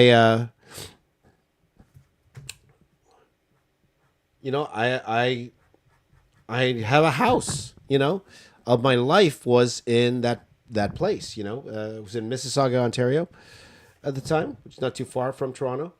So the easiest way to go about it was just to take that Backyardigans job, stay where we are, stay in my house. But I thought to myself, I was going to make the move, and I wanted to work in film. I wanted to work in TV and film. So I actually opted to take the MGM job. So that's what we ended up doing. I sold the house and then headed over cross country to work at MGM, and then getting various jobs after that, right? So Asana says, don't regret your life decision. Absolutely not. Like, things happen for a reason, for sure. I always say, like, if that didn't happen, I wouldn't have gotten the YouTube success I did today, for sure. Yeah. But when I say that I wanted to move to California, it's more how would life been if I was, at that time in my life, moving to the States. I probably can't do that anymore. I can't move to the States anymore. Not anymore. Not with 3 kids that are going to college, 3 kids that are in high school and college right now. It's like, so that ship has sailed in that sense, but you can't help but wonder, you can't help but wonder, if I did go there, how different life would have been. Would even those kids been here? You know what I mean? Because I only had the one child at the time, my daughter. So would my son and my other daughter be here anymore? I don't know. But anyway, that's besides the point. So, but that was the decision I made. So again, this podcast is about getting the job itself. So how did I get the job? Portfolio. At the end of the day, portfolio. School is a big part of why I got that job. Okay? So when it comes to comic books, school's not important. I'll tell you that right now. Tell you right now, school's not important when it comes to comic books. It's important if you... it's important if you want to learn on anatomy, all that stuff. It all depends on how you learn, and we'll probably have a podcast all about education and all that stuff. But I was able to get this job because I was able to graduate from a very reputable school at the time, had a really good portfolio to show from it, and that's why I was able to get that job. Right? Excuse me. So that's how I got that job. So my first job was working at Stargate, on the show Stargate. And then the rest came from, sharing my portfolio. So a lot of my other film jobs was pretty much just showing my demo reel. That's how you get a job in visual effects. Okay, demo reel. You got to show them what you worked on. And that's the fun part about demo reels. It's a little easier because you just show the shot, right? You just show the film scene in the movie and just say what you did. Even though like hundreds of people worked on that shot. Like, and you could doing the small little thing in the corner, but you could put that in your demo reel. So they just kind of have to guess that you actually did that work. But every other VFX job I got from there was me updating my demo reel. Okay, so it's all about the demo reel when it comes to trying to get a job in visual effects. Okay, how did I get a job doing matte painting itself? That came from a transition. Because they knew I was a comic book artist. All these guys knew. All these companies knew that I had a past working in comics. And I knew Photoshop a little bit. So all of them were trying to get me to do matte painting, to do more Photoshop work. So it was just like a natural transition from going from 3D modeling into the matte painting area, right? So nothing too crazy there.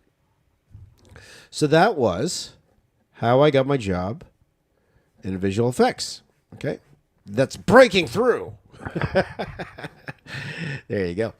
So here's another one. Okay, let's talk about how I got my job in video games. Okay, so I did have a cup of coffee with Ubisoft. Okay, so this is probably going to be interesting for some of you. How did I get my job at Ubisoft? You know, I never changed the title at the bottom there. Let me change this one here. I should have changed that one.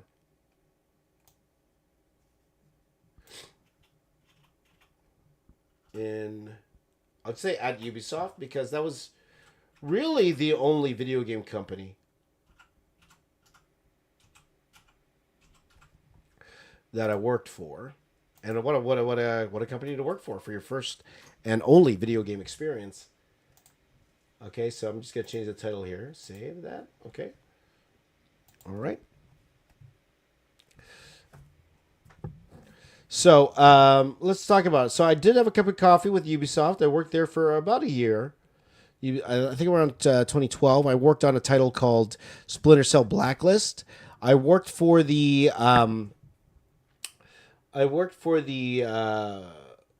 cinematics department, working with the director. His name's David Footman. We called him Footy. That was his name.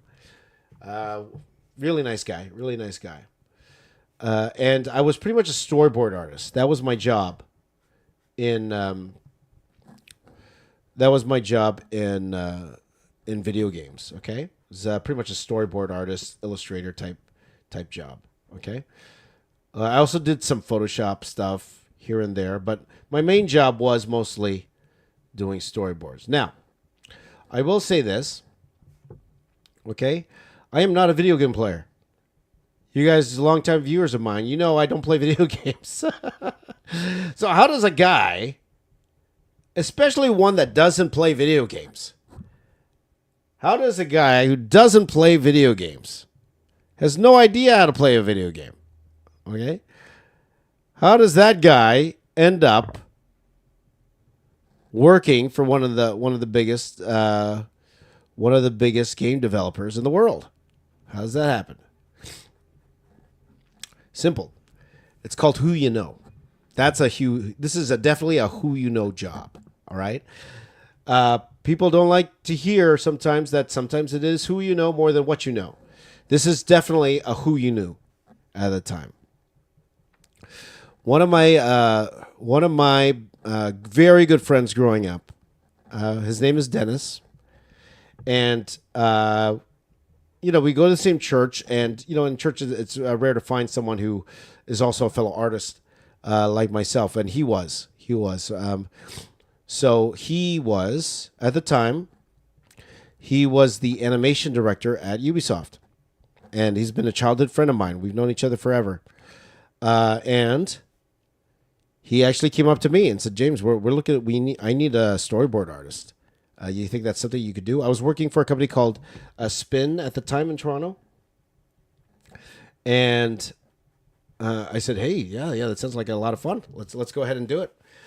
For sure." This is the only way to get a job that you are totally not qualified for, guys. Who you know. Relationships matter. Because he actually told me before my interview, he asked me to watch all these playthroughs and stuff like that of the game. Okay, so maybe you want to watch these playthroughs and all that stuff, which I did. I watched all these playthroughs as Splinter Cell. But even when I had my interview, we didn't even talk about the game. We didn't. To be honest, I forgot exactly what we talked about. But the game wasn't one of them. So I pretty much had the job because of who I knew. And he knew I could draw at the same time, right? I was a professional artist at the time. So yes, I was semi-competent. In the work, all right? Semi-confident, but that is a definite who you know, Okay. When people say who you know is better than what you know, yeah, if you know the right people, yeah, totally does. Totally does. And let me tell you how that applies to you. And I say this to my students a lot. I say this to my students when I used to work as a teacher, because I had a class on how to conduct yourself whenever you're working in the studio, right? I always tell them, dudes, make friends. Make friends. And it's hard because artists are introverts for the most part. A lot of artists are introverts. A lot of artists don't like to talk to people. Okay? And believe it or not, I'm one of them. I'm one of them. If you were to meet me for the first time, especially in a studio setting, I'm going to say hi and I'm not going to talk because I don't talk. This is kind of like my outlet. It's funny. You'll see sometimes a lot of YouTubers are introverts, are introverts on the outside. But when they're in front of the camera, it's different. I'm in front of a camera. Doesn't matter as much, right? So, I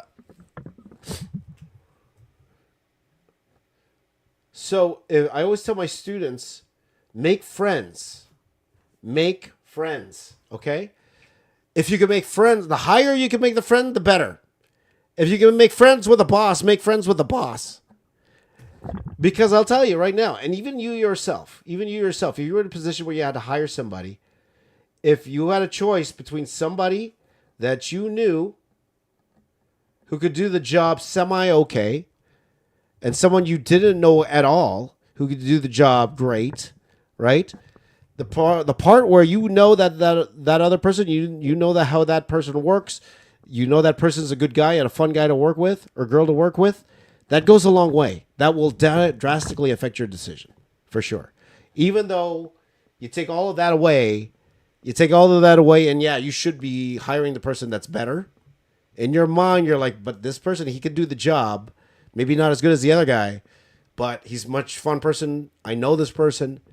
I'm going to hire this person. There were thousands of people more qualified for that Ubisoft job than me. Thousands. I guarantee. Thousands of people. But I got it because of who I knew. Now, again, that doesn't mean I didn't do the job well. I did the job as best as I could, for sure. As best as I could. But who you know goes a long, long, long way, okay? Now, I will say that, too, on the comic book space, guys. I will say that in the comic book space, too. That's why I always tell you guys, if you want to get into comics, for you today, try to make friends. Try to make friends online. It's a little easier online than in person, for sure. But try to make friends with these writers. Try to make friends with these editors. Try to make friends first before you ask for jobs. I always say that. I always say that because it's true. Okay, so give that a shot, all right? Give that a shot. All right. Orlando, Florida. It is the very last time that AEW has this year to convince fans that things are going to... Okay, so with that in mind, could you guys hear that, by the way? I had a podcast play in my ear by accident because I kept pressing my glasses. I'm not sure if you could hear that or not. So that's how I got my one shot in video games, okay? Now let's talk quickly about... actually, you know what? Why don't we take a little bit of a break here? Because I've been talking for about almost 2 hours straight, almost. Okay, so why don't we take a little bit of a break here? I'm going to take a little break because I'm going to prepare my daughter's lunch for now. But while what I'm gonna do right now, guys, is we're gonna take a little bit of a break. I'm gonna play for you guys an interview with a good friend of mine. His name's John Barber. John Barber used to be a very high-level editor at Marvel Comics. He was the editor-in-chief at IDW for quite a while. So he's not doing that anymore. He's doing his He was doing his own stuff now. And I asked him about how to get a job at Marvel and all that stuff, okay? So I thought this would be a good interview to show you guys.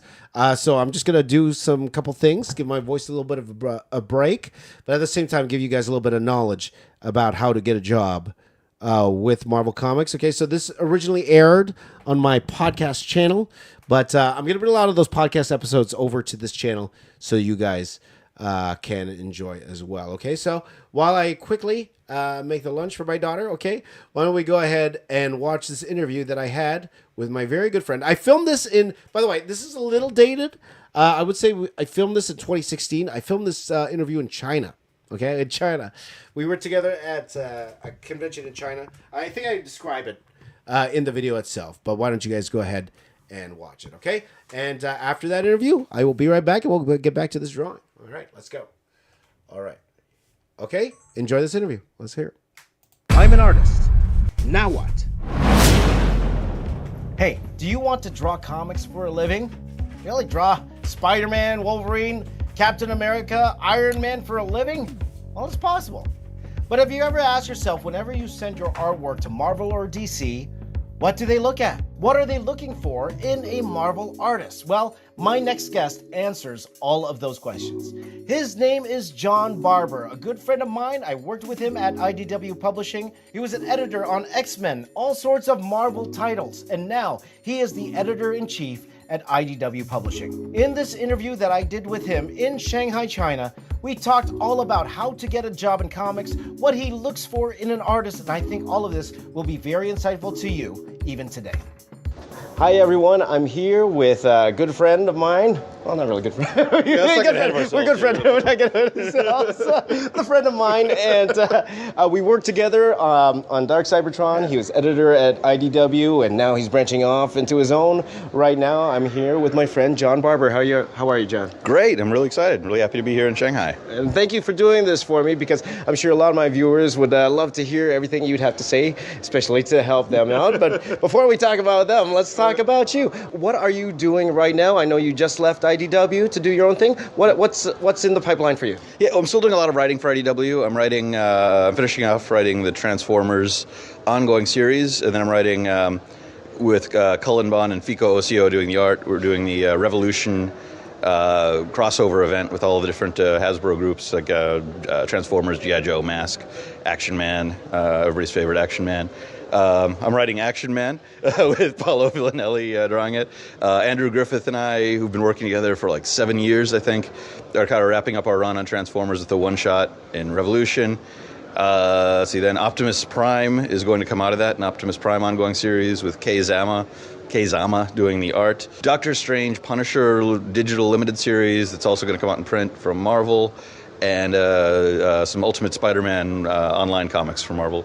And Back to the Future, I forgot, of course, with Bob Gale and Emma Vaselli. So with that, you've had an extensive career in editing. Why don't you talk about that? First, how did you get into editing comic books, and where have you worked before? My now wife and I moved to New York, and I applied for a job at Marvel. I literally forgot I applied for that job. I got a call from Bill Jemis. I thought it was my friends messing with me, and I had to go home and look and find a cover letter. And I was like, oh, I did apply to Marvel. So I went in after a quick 4 months of interviewing. I got a job as an assistant editor at Marvel. I worked on some of the younger readers comics. Then I eventually moved into the Ultimate line. I got promoted to associate editor, then editor, and edited the Wolverine line for a few years. Then I left, started doing a little freelance writing and freelance design. Then I kind of got pulled back into editing at IDW about 5 years ago, a little less than 5 years ago. So I was writing and editing while I was at IDW.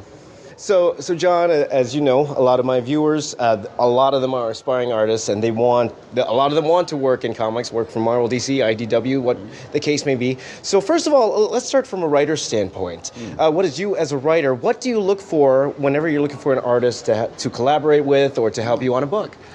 You know, everybody will tell you the things you need to know, and they're all true. You know, you need to know storytelling, you need to understand anatomy, you need to understand perspective, like all the basic things. But what's really important is there's sort of like a spark of something really interesting and unique about your art, especially when you're breaking in.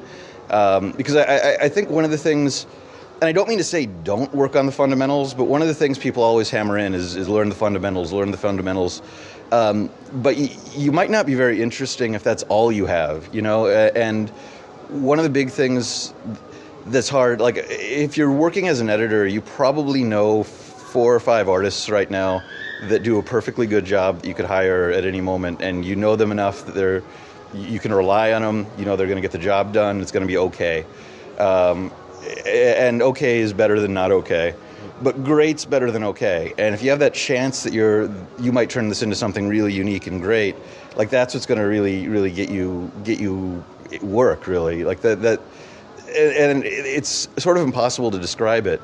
There's an artist that I've been working with, and I was describing her art as whenever I see her art, I just want to be in that world, you know. It's hard to describe what that means in terms of how do you make lines that make you want to do that.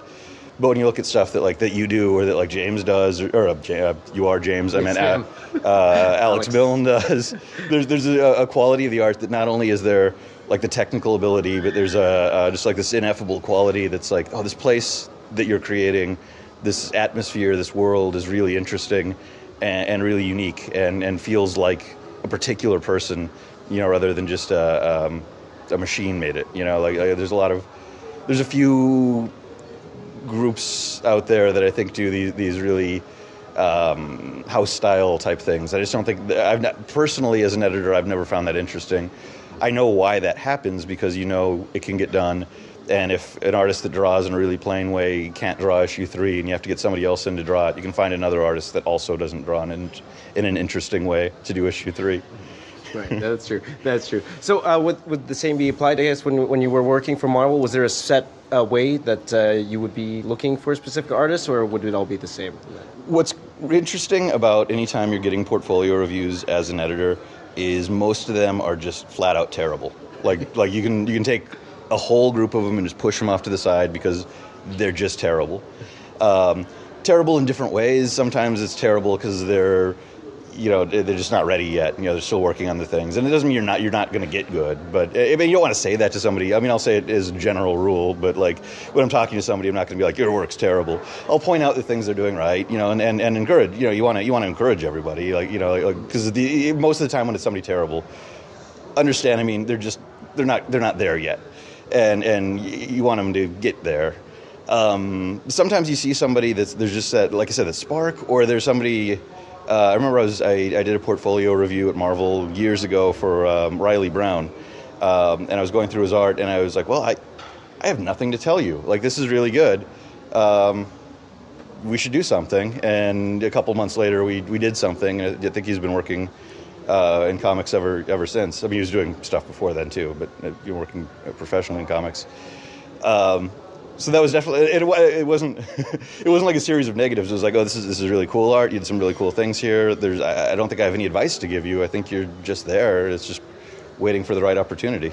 Especially in today's age with Twitter, Instagram, Facebook, and all that, how would you suggest the best way for an artist, aspiring artist, to contact like editors or try to find a job? Like how could they use social media, or is it going to cons? Is that the best way to try to find a job? Like, what would your tips be for them to try to actually get connections in order to get in the industry? Yeah, that's a good question.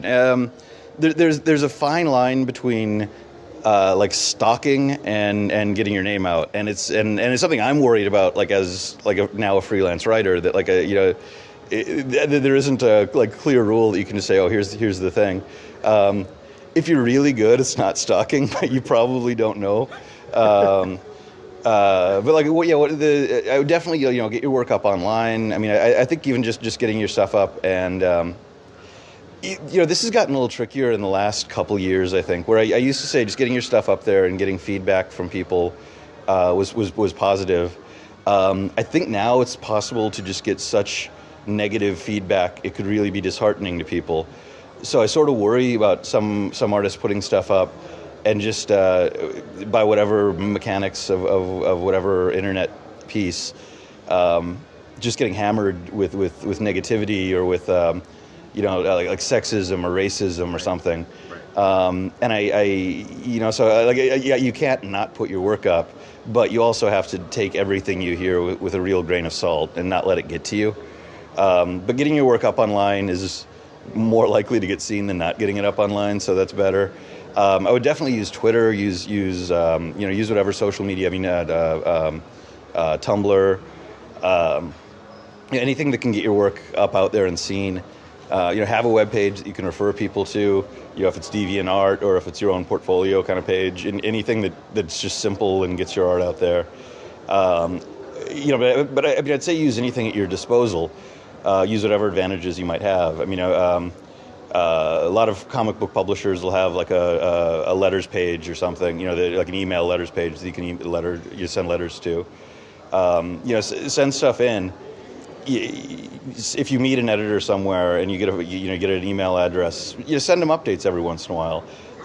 If that editor is like me, they might not reply back all the time, but I always did keep all the submissions I got, and sometimes I'd go back and need to find somebody and find those submissions and hire somebody.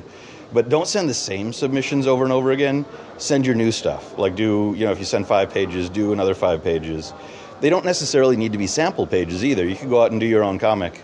So if you do 4 sets of 5 submissions pages and they're all Superman and Batman and Transformers, and you don't get a job, then you've got the skill of plus 20 pages. But if you're going out and you're doing your own comic, you've actually just made a whole issue. So you've got an issue under your belt that you can put online, you can put on Comixology, whatever. You can try to build an audience for yourself that way. Having a fan base is always good, because you're already sort of field tested that people like what you do. If you can go to conventions, that can be good.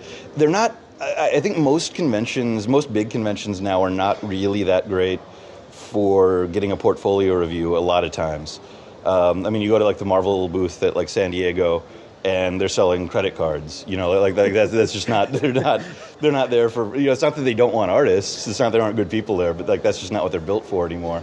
I think they might actually do portfolio reviews at San Diego, but that's just not necessarily the best place all the time because everybody's so overwhelmed.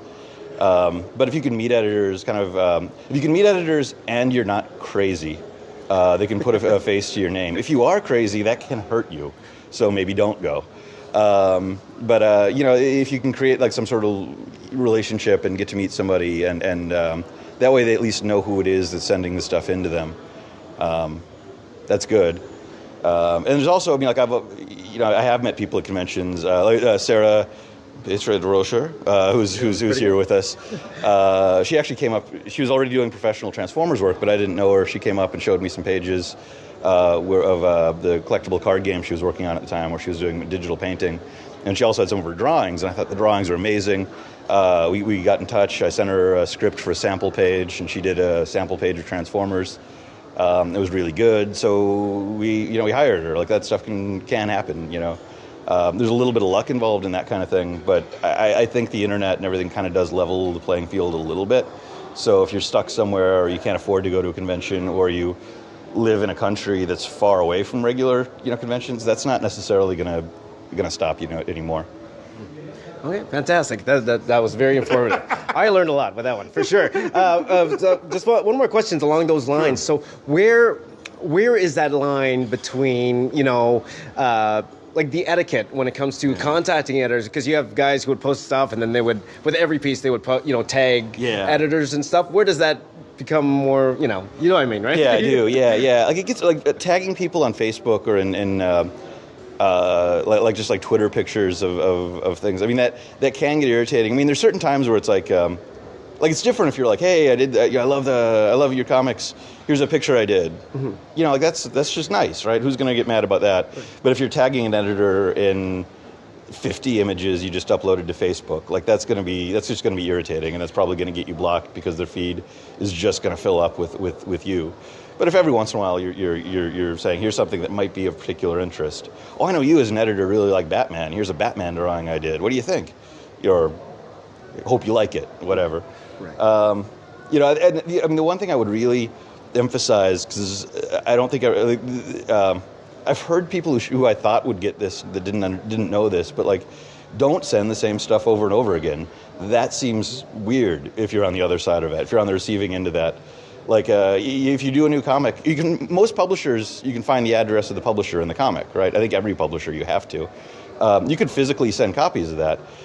Put your editor's name on there, care of Marvel Comics. It'll probably get to them if you have a finished comic that you're putting out. Who doesn't like getting a free comic? It might sit on their desk for a while or forever, but it might not. It might be something, if it's good, they might take a look at it. but you don't. Then even if you don't hear back, maybe send the next issue, maybe send the next one. Don't keep sending issue 1 over and over again. It isn't that they didn't get it and didn't reply. It's they don't have time to read it, or it didn't catch them just right. But maybe they'll see issue 3 and realize, oh, this person's serious, or this person's really good, or gotten so much better between 1 and 3 that this is somebody to pay attention to. Okay, fantastic. No. That's great for a lot of my viewers, for sure. Even for me, too. Okay, thank you so much, John. You've given us a lot of great information I'm sure everyone can benefit from today. Where can we follow you and learn about your 100 projects that you're working on right now? I'm the John Barber on Twitter. That's really about it. I'm trying to put together... I just started, so I'm trying to put together, websites and all that kind of stuff. Hopefully we'll have stuff up and running soon. But hope to see you there. Thank you so much to my good friend John Barber. Now, what was your favorite piece of knowledge that he gave to us? Let me know in the comments down below. And any other artists you want me to interview, why don't you let me know their names also in the comments down below, and let me tell you why. I am restarting the Box Office Artist podcast. Are you an artist? You like to draw and you want to make a career out of your art, but you have no idea what kind of art career you want. This is what this podcast is for. I'm going to be interviewing all sorts of artists to talk about their specific art industries so you can decide if that particular field is right for you. That's only right here on the Box Office Artist podcast. Make sure you subscribe, and please do subscribe to all of the James Reyes Media Network channels, and I will be your best friend. Thank you guys for watching. You guys are the best. My name is James, and I'll see you next time. I'm an artist. All righty. Yes.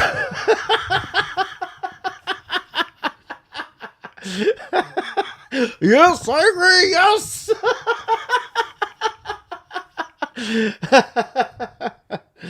Oh boy. Anyway, good to see you guys. By the way, Alpha Cole said interview Eric Cole or Matt Moylan of Udon Comics. Or Eric Coe. Eric Coe. Yeah, for sure. Matt, I might, you know what, Matt, I probably will. He's usually a TF Con. I usually, maybe. So I'll be honest, guys. I don't know what was said in that interview because it's been so long. And I actually couldn't hear the actual interview itself. I don't have the earphones on, but hopefully you guys got some value out of that interview, because even though it is a little older, he did work for Marvel. He was, he was in charge of hiring talent. And he especially was doing that when he was working at IDW also. So if there's anyone, you got to hear from the professionals. You got to hear from people who have done it, right? So hopefully that helps, okay? Hopefully that helps. So especially when there are times when I can't, for example, I'll give you an example. This coming weekend on Saturday, because my flight is earlier in the morning. My flight's at 8:30, I think. Most likely I will be playing for the podcast a full interview, like a 3-hour interview over there. I'm thinking it's going to be the one with my friend Jim Zub. If you guys don't know Mr. Jim Zubovich, he is a prolific Marvel writer right now. And I'm so happy for him because he finally is taking a break from teaching. He's a teacher at college here in Toronto, and he has been for the longest time, and he refused to quit his job because he loved teaching so much that even though he had the opportunity to quit, he could quit because he does so much for Marvel these days. But he finally decided to take a break, and he's traveling the world now with his wife, traveling to conventions all over the world now, and having a blast. I just saw them recently, so he was really excited. So I might share that interview with you. Would I ever get David Finch on to interview? I did do an interview with David. So David's been on my channel before, Ilaria. If you look it up, he has been on my channel before. We were doing some fun videos together. And I did interview him, but I believe, if I'm not mistaken, when I interviewed him, my audio was off for some reason. So let me see if I can find that interview. If I can, I'm definitely going to share it with you guys for sure, if I can find it. But if I get the chance to interview David, I'm sure I can, for sure. But anything that will help you guys out in your art journey, by all means, we should. Maybe I'll even ask Mr. Frank Cho if he'd be interested in doing that, because I'm a big fan of his. So there you go. All right. So hopefully you guys enjoyed that, and definitely gave me a big break in the voice. But thank you for joining in on the Box Office Art Podcast. Before we continue to get started, before I tell you a few more stories that I wanted to tell you today, let me go ahead and plug one more time a few of my appearances that are coming up. We have Montreal Comic Con on July 4th to 6th in Montreal. So if you are in the Quebec area, I would love to meet you over there. TFCon Toronto in Mississauga, Ontario. That is happening on July 12th and 13th.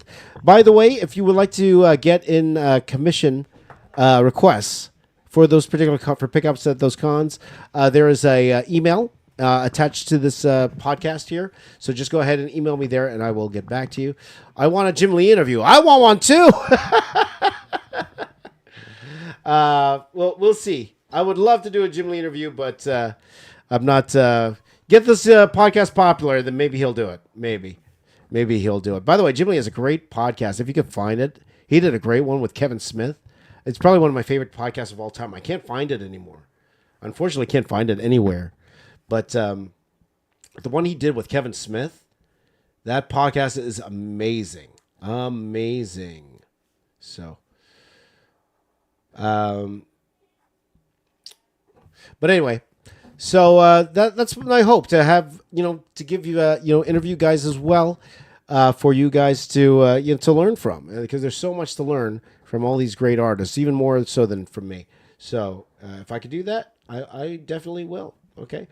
But again, my final plug right now, and I will have more conventions later on. For example, I will be at Ottawa Comic Con this year. I will be at Hamilton. I'll be at Winnipeg Comic Con later this year. But Fan Expo Canada, that's a big one. That's probably Canada's biggest one. Fan Expo Canada, that is going to happen in August, and I'm going to be putting a lot of push towards that con, mainly because I spent a lot of money to be in that con. So, but I have a much bigger booth. I'll actually bring you through the process.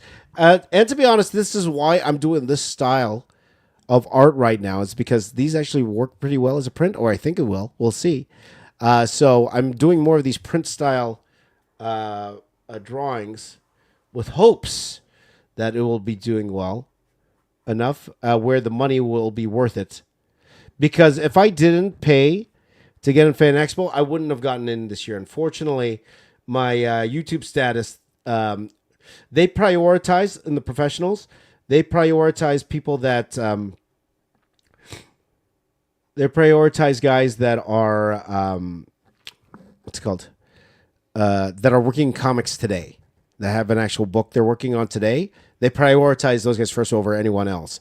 So unfortunately for me, they don't consider YouTube a thing, unfortunately, or that popular in that sense. Maybe if I had a giant line or something when I was at these cons, but I don't. That's fine. That's fine. But because of that, and there were so many people who wanted to get in Fan Expo this year that they had to choose, and I would have been like way down on the list. So, but they did give us the opportunity to pay for a table. And I thought to myself, if I'm paying for a table, I'm not going to get like a regular table, because that would be just me getting a professional table. So I'm like, okay, get me a bigger table, and we will go from there. Right? So there you go. There you go, my friends. There you go.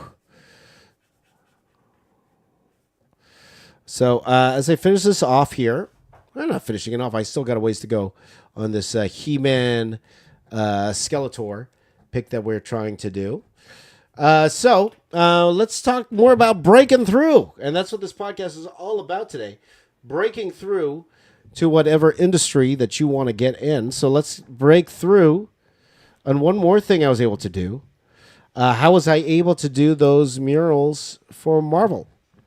Okay, probably the greatest piece of work I've ever done. or opportunity I had was to do those big murals for Marvel, do actual professional work, movie work for Marvel itself. And that was not easy. That was not easy, and it was unexpected at the same time. So again, this is one of the stories that I have told ad nauseum. But if you haven't heard the story before, let me tell you about it. Okay, so I had the blessing of doing 2 murals for Marvel. I did one for Avengers: Infinity War, and I did one for Star Wars: The Rise of Skywalker. Now, how did I get that? Well, it started out with me proving once again that I could do the job. Okay. And that's so important, guys. I think that's very, very important. And, especially for the younger generation here that don't understand just because you could draw a little bit, they won't give you a huge project like that. You got to prove you could do the project. You got to prove that you could do it. So I always say if, whatever you want to be. You want to be a sculptor? Sculpt things.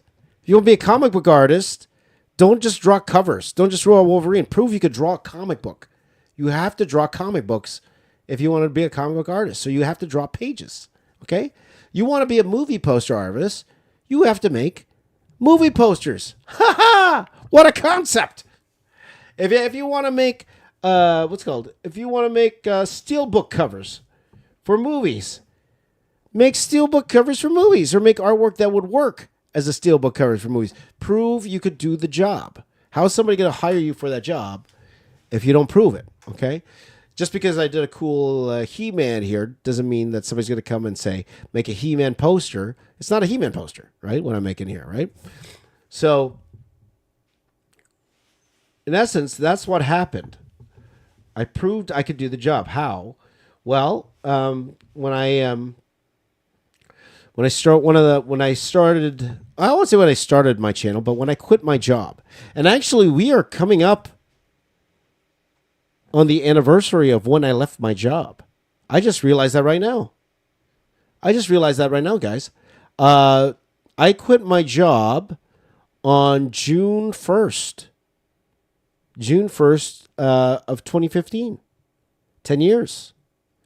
My last day on the job was in July, first week of July. That was the last day of my my job in film.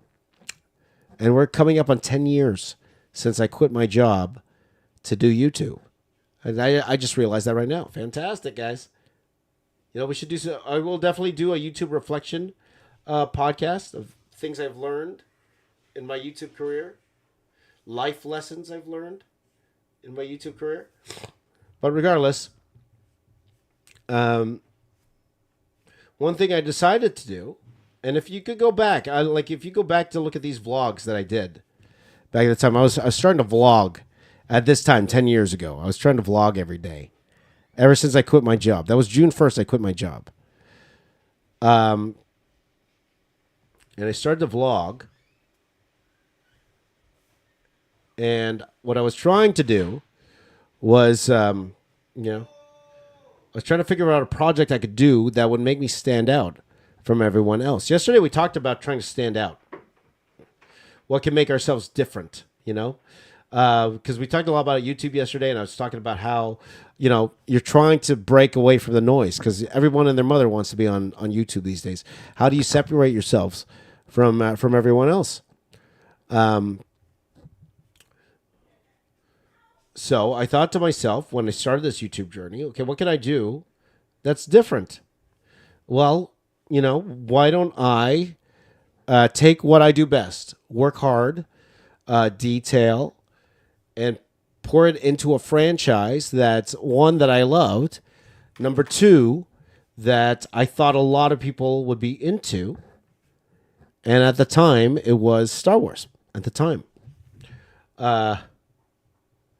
Would I make that decision today? Probably wouldn't choose Star Wars. To be honest, today, what franchise could you do?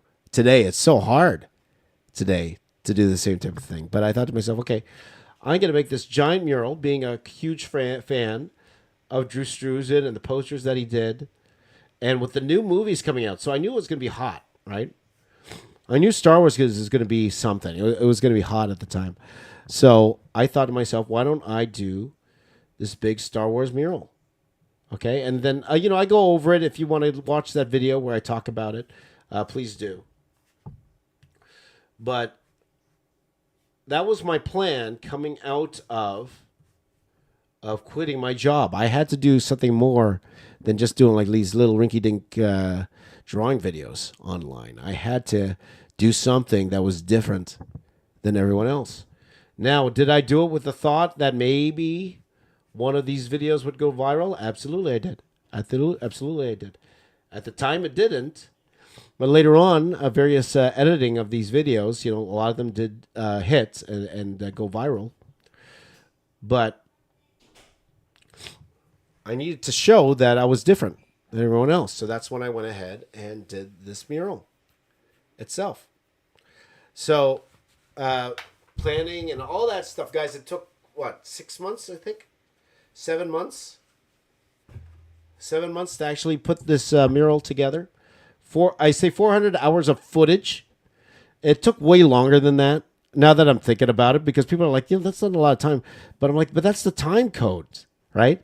That's the time codes. But then you realize that doesn't take into account times you're going to the bathroom, times you're getting ready, times you forgot to turn the camera on, right? So that 400, what's it called? Those 400 hours, that's just drawing, right? Pure drawing.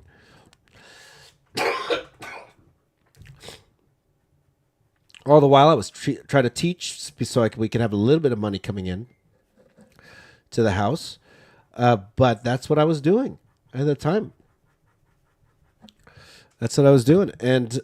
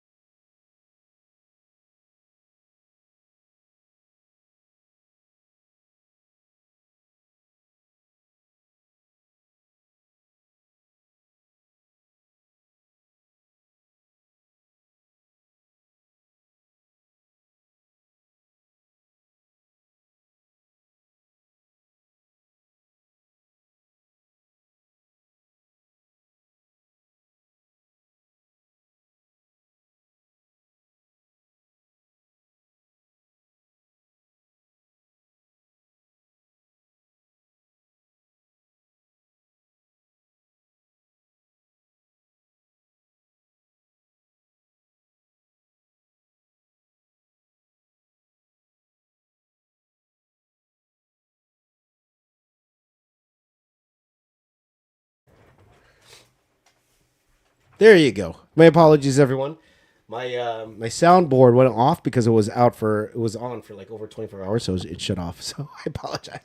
Where did I leave off? I left off where I was giving you a lecture. That's what happened. So I went in fully expecting not that it was quite the possibility that nothing was going to come from this thing. Nothing got I would get no no opportunities from this. And I was fine with that. Because I kind of had a backup plan. I was saying to myself, okay, if this doesn't work out, then if I get no traction off this, I could always go back into film. That was my my contingency plan. I could always go back into film. Now, my friend Apple is here in the chat. Apple is with me through the whole thing. He gave me the opportunity to bring that mural to Alamo City Comic Con. So thank you so much, Apple, for always being a wonderful friend and for giving me a platform that nobody else would at that particular time. So at least I knew it would be displayed somewhere. When I finally finished that mural, and we got some good comments. We got some likes from Mark Hamill and all that stuff, right? And again, thank you to Apple for bringing me to the Alamo City Comic Con. And again, guys, if you haven't seen me talk about it, I have multiple videos on this channel. Just look it up. of me going through that particular experience. But yeah, love you too, brother. Love you too, brother. But after that, because actually I was fully expecting after doing Alamo City that I was going to go back into film. I was talking to my good friend Muja, who was working at my old company, and she said that, okay, yeah, come back. We're working on Star Trek Discovery. They were working on Star Trek Discovery at the time, and we're going to have you back, right? Because I had her, she was waiting for me to come back. And that was the hope. Afterwards, I was going to go back and work in VFX.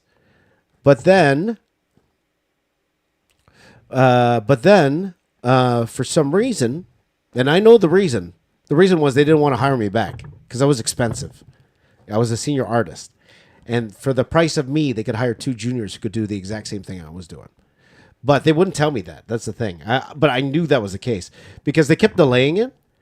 The supervisor at the time, the overall supervisor, Muja was the matte painting supervisor. The overall supervisor kept saying, "Oh, James, we don't have computers yet. We're trying to get a computer so you could work." And that went on for weeks. And then eventually, I just realized they're not having me back. And then I had some interviews with other visual effects companies, and no one would give me a job. Because I think I was priced out at the time because I was a senior artist, And again, for the price of me, they could hire 2 juniors who could do the exact same job at the same time. So I was stuck doing YouTube, And again, things happen for a reason. But I went into doing that mural not thinking, okay, this mural is going to get me a job to do murals with Marvel and Star Wars and all that. No, I never thought that. Because first of all, I didn't even know that was a thing. I had no idea that was a thing. I had no idea. So there you go. There you go, Apple. Excited for that. That's when I mentioned this story many times. That's when I saw Kevin Feige tweeting at 2 or 3 in the morning. He just tweeted. It was like 2 seconds. I saw that on Twitter. He just tweeted for 2 seconds. Immediately, I responded back saying, "Hey, I did this for Star Wars. Like I was already on the Star Wars stuff and all that stuff. I would love to do this for Marvel." And that actually got my foot in the door. I did something so crazy that Marvel and DC, the big guys, noticed. I showed them something that they didn't know they wanted. Okay? And that's the reason I mentioned this, because this is rare.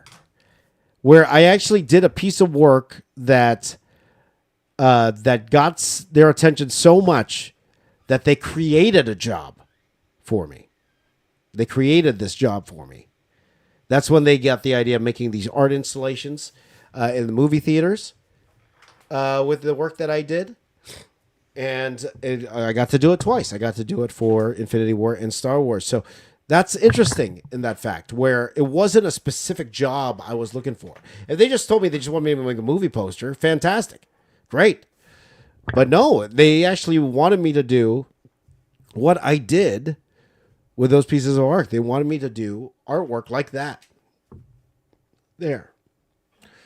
In a way, I kind of created my own opportunity. Okay? Now again, I will stress that's not the rule. That's the exception to the rule. Okay? You do something as big as that, it doesn't mean that somebody will come and offer you a job of that. You don't know. You just don't know. So that's how it is. All right. So, but that's how I broke in. That's how I broke into working for marketing for Marvel and DC. That's how I broke into that. And it's an experience I'll never forget. Would I do it again? If they offered me, I'd definitely consider it for sure. But would I be able to sacrifice that much time to do, to make another piece that hopefully people will hire me for? That, on the other hand, I don't know, because that's a lot of time. That's the thing. That's a lot of sacrifice. To spend 6 months of your life just on one project with no guarantee at the end, that's very, very tough to do. Now, I am very thankful that a lot of people came up to me afterwards, were very inspired by that. They were very, very inspired by that, and they, they made their own murals. I've seen that. I've seen people try to copy my mural one for one. I've seen people that were trying to do their own version of murals, but with Marvel. My only hope is, because they showed it to me and it was fantastic, and I gave them their props and all that stuff. My only hope is, I hope they weren't expecting, because they were kids, right? And so that sometimes with the kids, you do something like that and you expect companies to go, oh, I worked so hard on this, they have to give me a job. No, they don't. They don't, unfortunately. So it's yeah, that was the tough part about all of it. You should do a John Wick poster. I would love to do a John Wick poster there, Chris Hawk. I'd love to do a John Wick poster.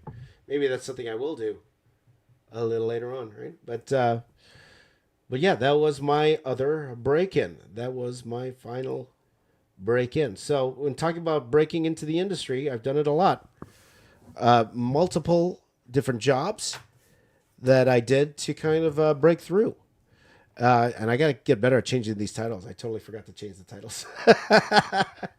But yeah, I'd love to do a John Wick poster. Absolutely. I'd love to do a John Wick poster. Maybe I will. Maybe I will one of these days. So, okay. So if you guys have any questions, by all means, about breaking into any industry, I would love to give you some advice. But I do have some questions here that I could definitely answer while we are here. So first of all,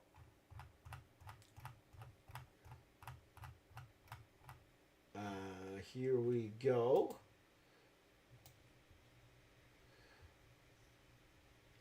Let's see here.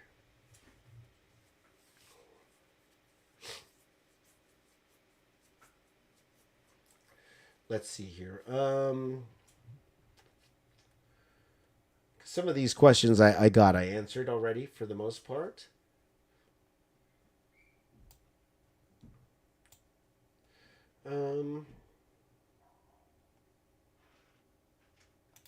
Okay, so I'll just answer these questions. I semi-answered them earlier, but I will. I don't know if it's more in depth, but I will definitely keep answering these questions. Here's the first question I have here. Well, I can start working on the Skeletor side, by the way. There we go. Place that. Alrighty. So let's. Here's the first question here. Oops. It's too long. But the question says, while I fix it, what is the most important skill that aspiring comic book artists overlook? All right. And I will say the number one thing, there's a few things that could definitely fit in that category. I will say speed. That's one thing that aspiring ones overlook, not current ones, aspiring. Okay. Here's the issue.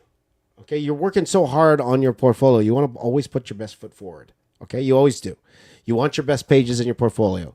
I always say to a comic book artist, if you have to explain a page when you show it to an editor, that page shouldn't have been in your portfolio to begin with. Right? Because I actually had that. Somebody gave me this whole big portfolio. First of all, let me say I appreciate when people come and show me their portfolio at cons. I love looking at portfolios, so thank you for sharing those with me. Also, understand I can't get you a job. There you go. Oh boy. Oh boy. By the way, Apple said Keanu Reeves is so nice. I was trying to get him to Alamo or Dallas, and he wanted to donate all his money if he did. Wow. That's fantastic. If you're able to meet him, I'd love for him to sign. I would love to give him this piece of artwork I did for him, Apple. I should have asked you first. Let me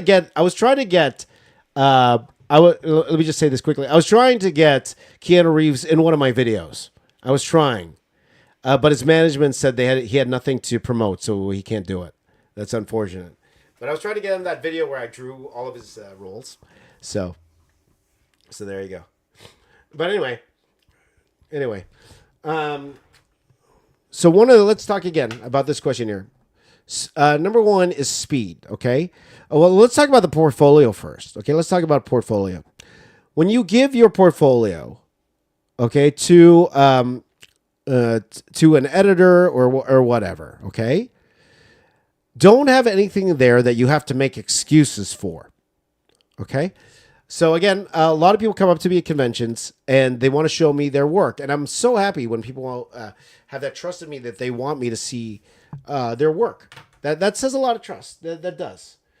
And, and I'm always happy to give my advice whenever somebody does do that. Okay. Now, whether they like my advice or not, that's up to them.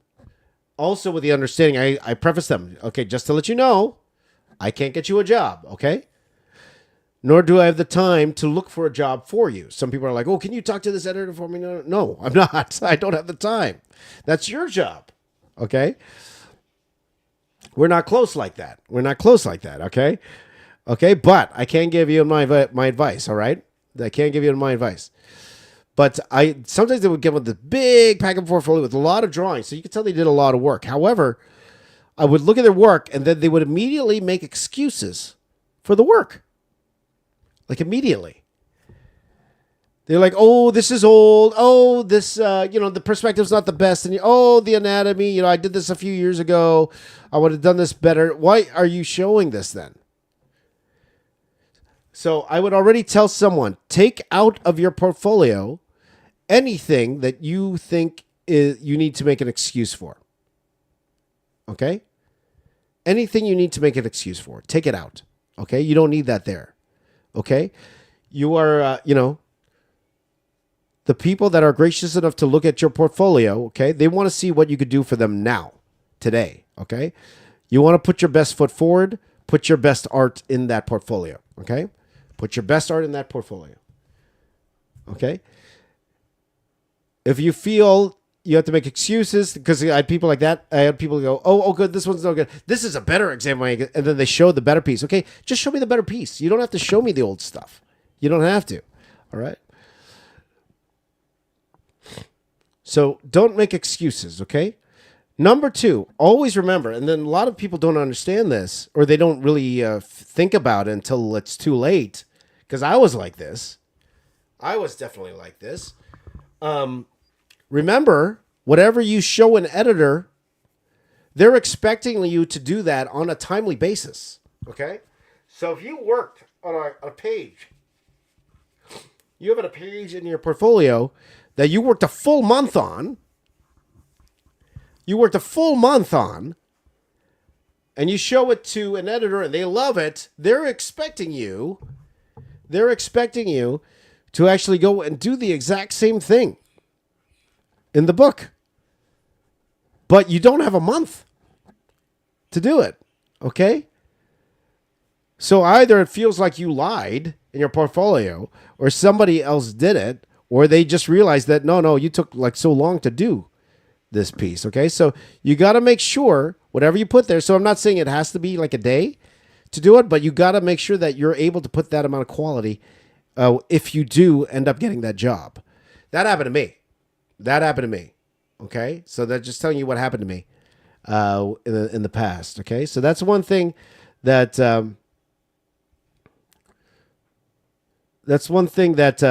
some artists don't understand.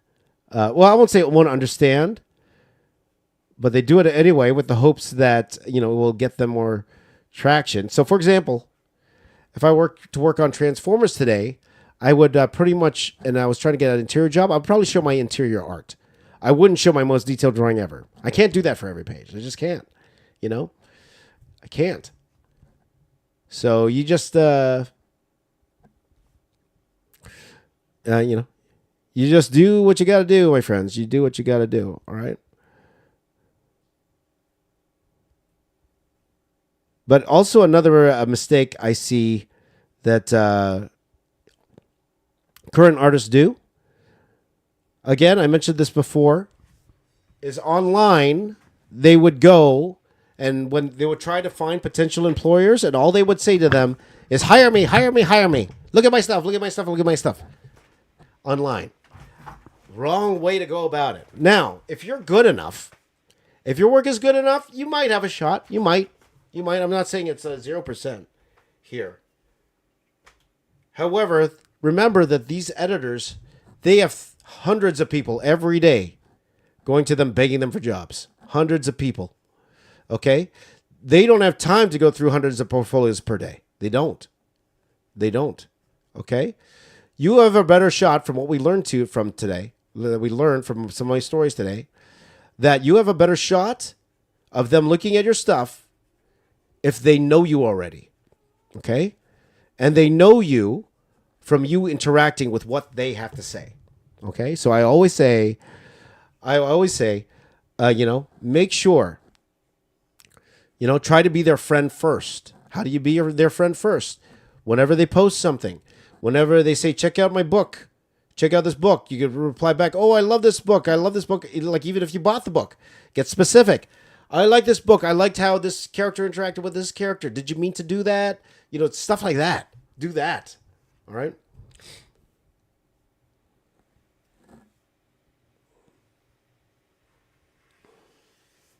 Oh, my brush is running out, by the way. So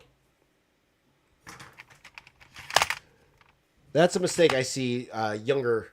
Well, let's say younger, but the current day and age guys. Because when I was talking to some people at cons, they didn't even realize they were doing that. Yeah, like you got to put yourself in the other person's shoes. Put yourself in that editor's shoes. What are they doing that day? They have all these things to worry about. The last thing on their mind is you. Right? So respect that. You be the one to give them encouragement. Like, this is a fantastic book. You can't wait for the next book. Talk about the book. Talk about the storyline that's going on. Show that you're interested. Laugh at their jokes. When they tell jokes, I'm like, that's a good one. That's a good one there, my friend. That type of thing, right? That's what you need to do. So, with that in mind, that is one mistake I see younger comic creators do. Okay. Now, again, if some have gotten work from doing that, well, more power to them. I'm happy to be wrong in that sense. But even for me, if you knew that somebody's only talking to you because they just want a job from you, right? That they weren't there to be your friend. They're just after something. You look at them differently, right? Right, don't you? Right? You look at them differently. It's just how it is, So,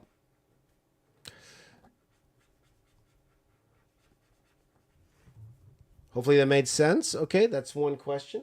I think I saw a question here in the live chat here. Let's see here.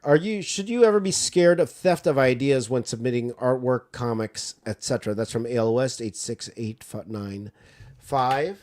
Actually, let me do this, ALS, because you asked so nicely. I'm actually going to put that in the title. It's a cool question here.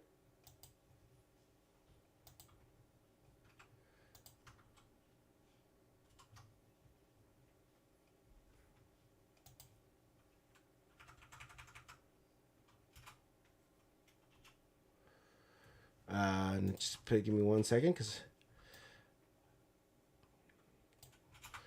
Okay, there you go. So this is a question here. Yep. Is from Ale West. It's a good question. So that's why I'm going to answer. From Ale West says, should you ever be scared of theft of ideas when submitting artwork, comics, etc.? First of all, when you say scared of theft of ideas, well, if you have an IP, I wouldn't be showing that to try to get a job. Okay, so if for example, if you have an idea for an IP or your own comic and stuff like that, I wouldn't be worried about I wouldn't even show that as your portfolio. I wouldn't show that as your portfolio. Okay. If you have it already published, well, to be honest, it's already out there. So if they wanted to steal it, somebody would find it and give it to them, right? So I wouldn't be worried about that if you already published it. Okay. Now, are you talking about like the way you lay out pages and stuff like that? Because if that's the case, no, not at all. I wouldn't worry about that at all. The only time you really worry about stealing ideas is if you have an original idea and you share it with an editor. Like, why would you do that? Why would you even do that if you're trying to get a job, right? Now, if you're trying to be a writer and you have an idea for a Wolverine and stuff like that, to be honest, I'm not too sure how to get a job as a writer in comics, because the theft usually comes more if you're on the writing side, right? If you're on the writing side, and that happens in the that happens in the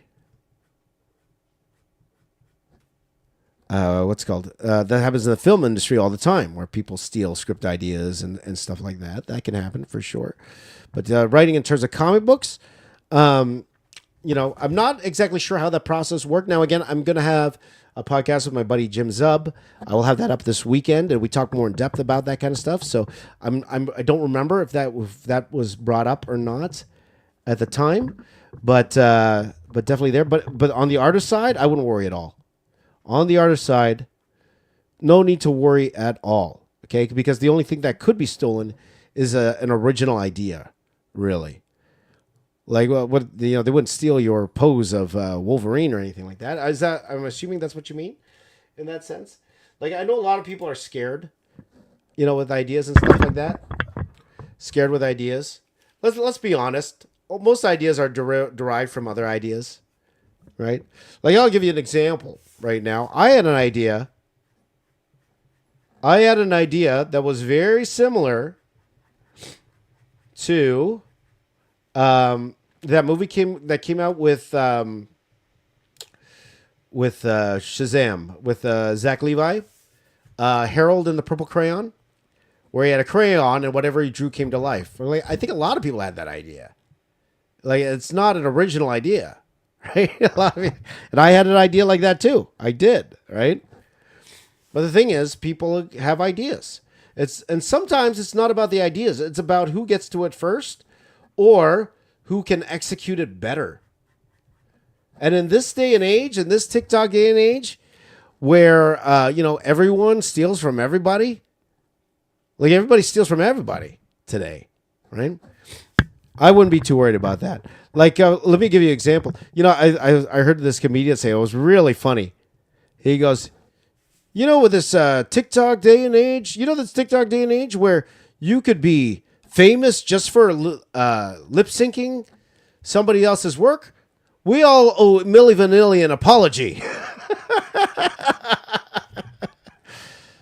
Where people today are getting famous for lip syncing over actual talented people's work, we owe Milli Vanilli an apology.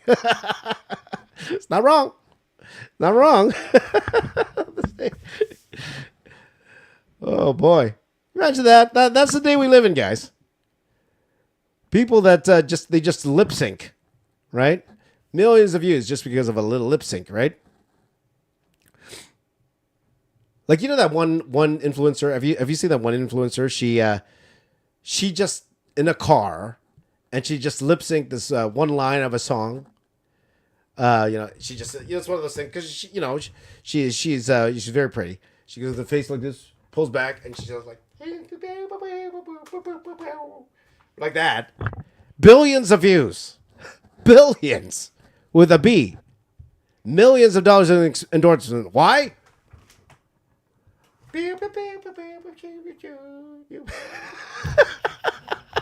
What else? What a time to be alive, my friends. What a time to be alive. My gosh. See? That's why nobody wants to do factory jobs these days. Nobody wants to do a factory job. Why do that? When all I could do is this.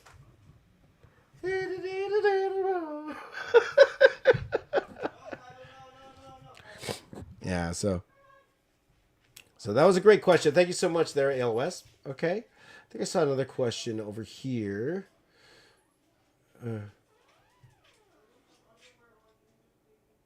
Okay, here's an interesting one from Ilaria. Okay, so I'm gonna try this question here. I saw this question earlier.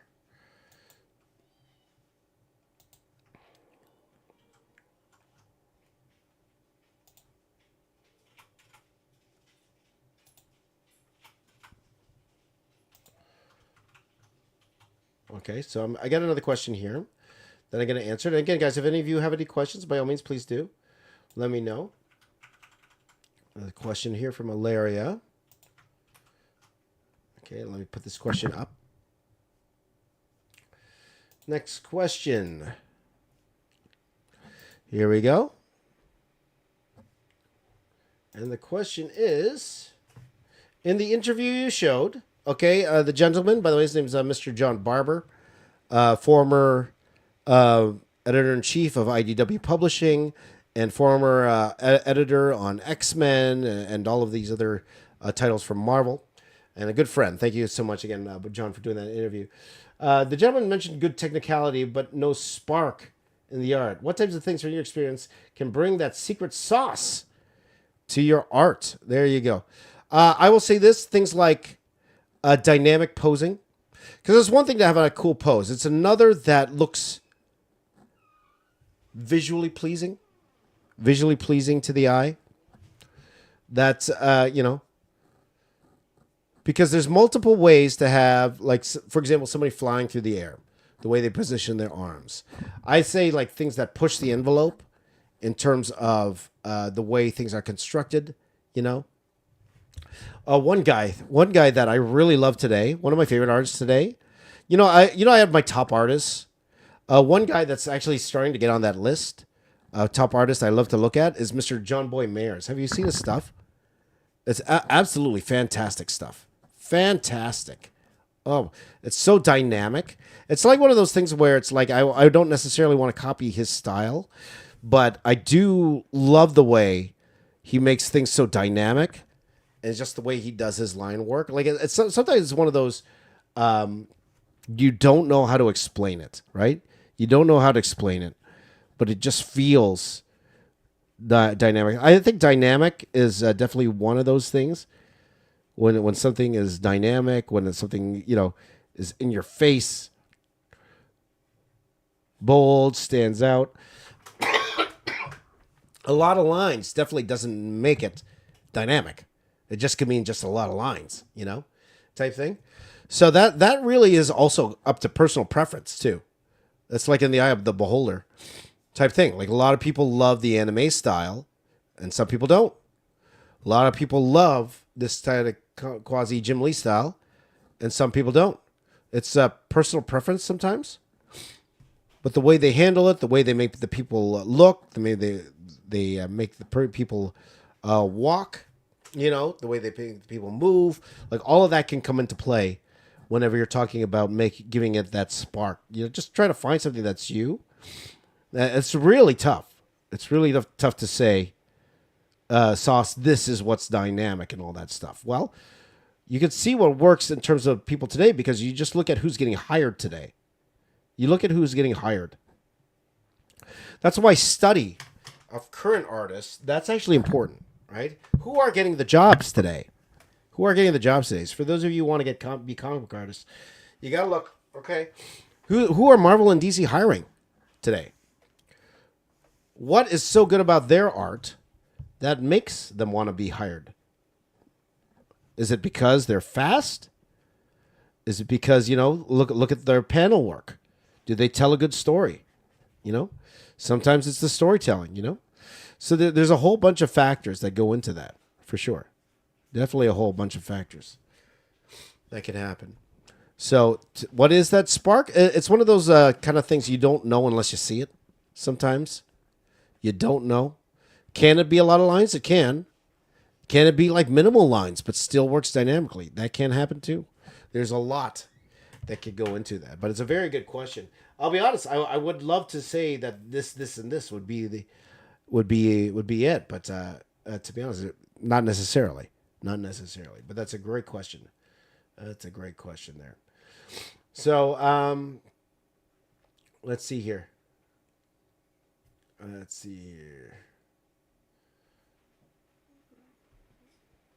Okay, Dallas Fort Worth Comic Con in April.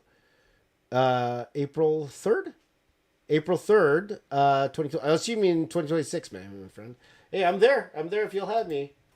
I'm there if you'll have me. Okay, here's another question here. Let me grab another question here. So we'll probably go for another 20 minutes or so, guys. 20 minutes or so, and then we're going to call it a stream. And thank you guys for joining in on the stream. By the way, I'm using Restream as my app, and one thing we're going to try, they actually have this AI clip out thing, and they actually make automatic shorts. I can't wait to try that. I'm going to try that. I was going to use Opus Clip, but I'm going to try this. If this works, I might use it, but we'll see. Let me see here. Next question. Here's my questions here. Here we go. Next question. Oh, was there a question here? Let's see here. The question being posted in the chat or somewhere else? I came in late. Knuckles, what you could ask in the chat, my friend. Here. Here's one from my buddy Mario. I will ask this question here. I'm sorry. Sorry, I didn't see your other questions there. Actually, I think. Just give me 1 second. It's a very, very good question. I think I missed it. Hold on. So this is why I missed the question. My YouTube chat was not updating, so just bear with me, my friends. Okay.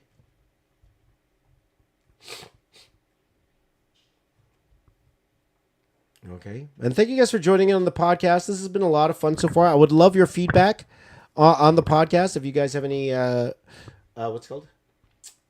Any suggestions, I would love to hear it. Okay. I'll just copy. Oh, here it is. Here it is. There you go. Because it's just a little bit easier to copy in the chat here. Okay. So this is from my buddy Mario. His question is about movie poster art. Okay, so let's talk about that quickly.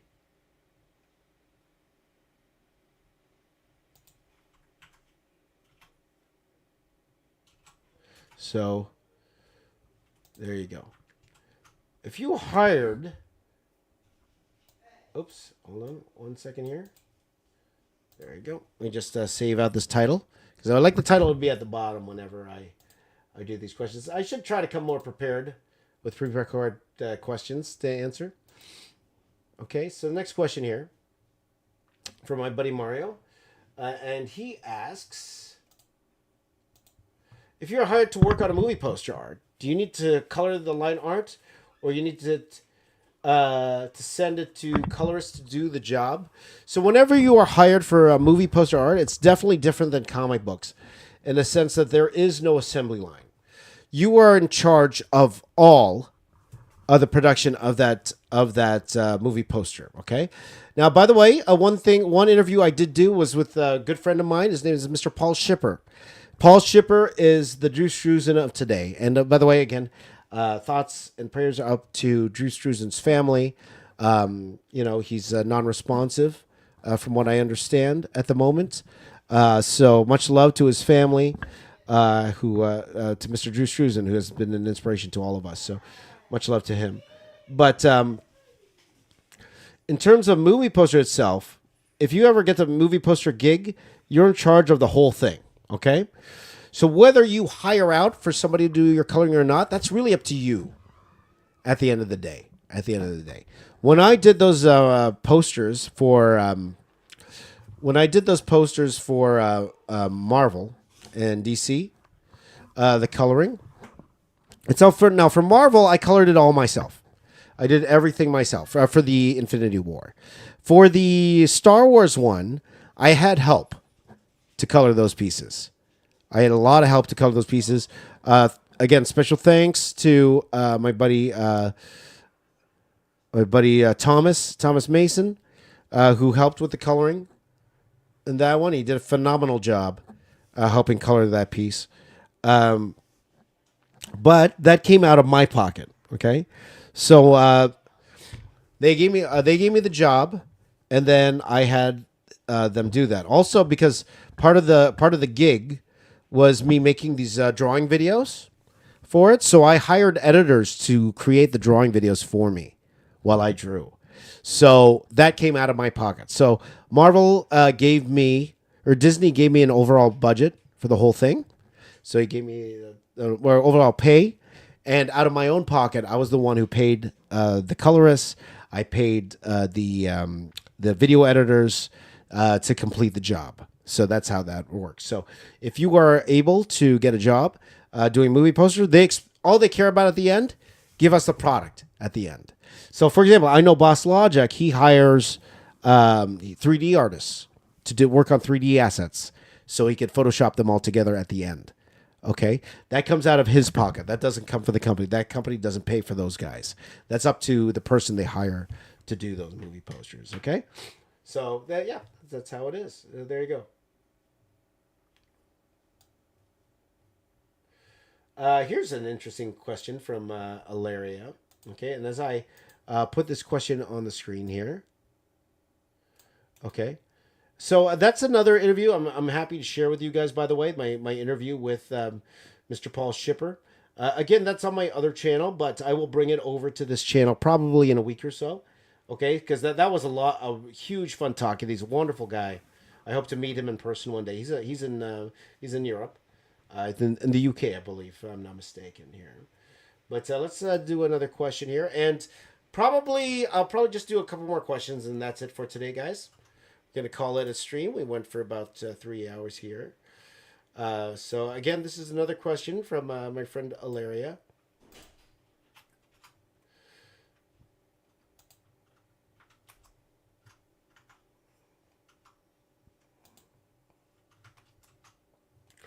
Okay, and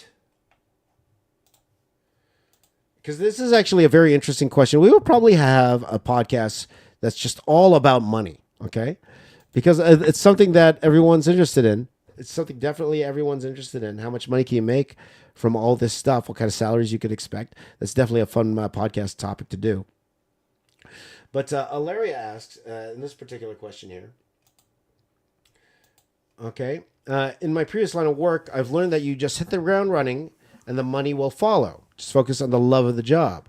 Would you say that's the same for comics then? Well, let's be honest. It depends on your situation in life at the time. If you're in a situation where you're okay without earning any money, then yeah, by all means, for sure. It all depends on what you're doing and how you're living. Now, unfortunately, a lot of people, they don't have that option. They have to put the food on the table. They have to go to work. Like Mario's going to work right now, and thank you for hanging out with me today. You need to pay the bills. So as much as it is, thinking the money will follow, right? You also have to be realistic to your own needs at the same time. So that's why I always tell kids, if your family, if your parents are willing to pay for your school, go to school, take advantage, learn, take advantage of it, man. If you're in the opportunity where you don't have to worry about the money part, some people don't take advantage of that.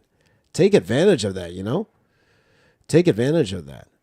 But, and again, going back to the question here, just hit the ground running and the money will follow. Focus on the love of the job. It depends on the job, right?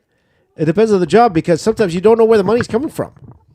It doesn't know, where the money's coming from, right? So, of course, if you love the job, you're willing to take less because it's something you love, especially if it's, if it's something you absolutely love to do, you're willing to take less, and you're more apt to do a better job because, you're it's something you love doing. But that's actually really hard. It's really hard to do, and a select few are actually able to do that kind of thing, But, if you hit the ground running and the money will follow, that applies when you're starting out at a job, I would say. The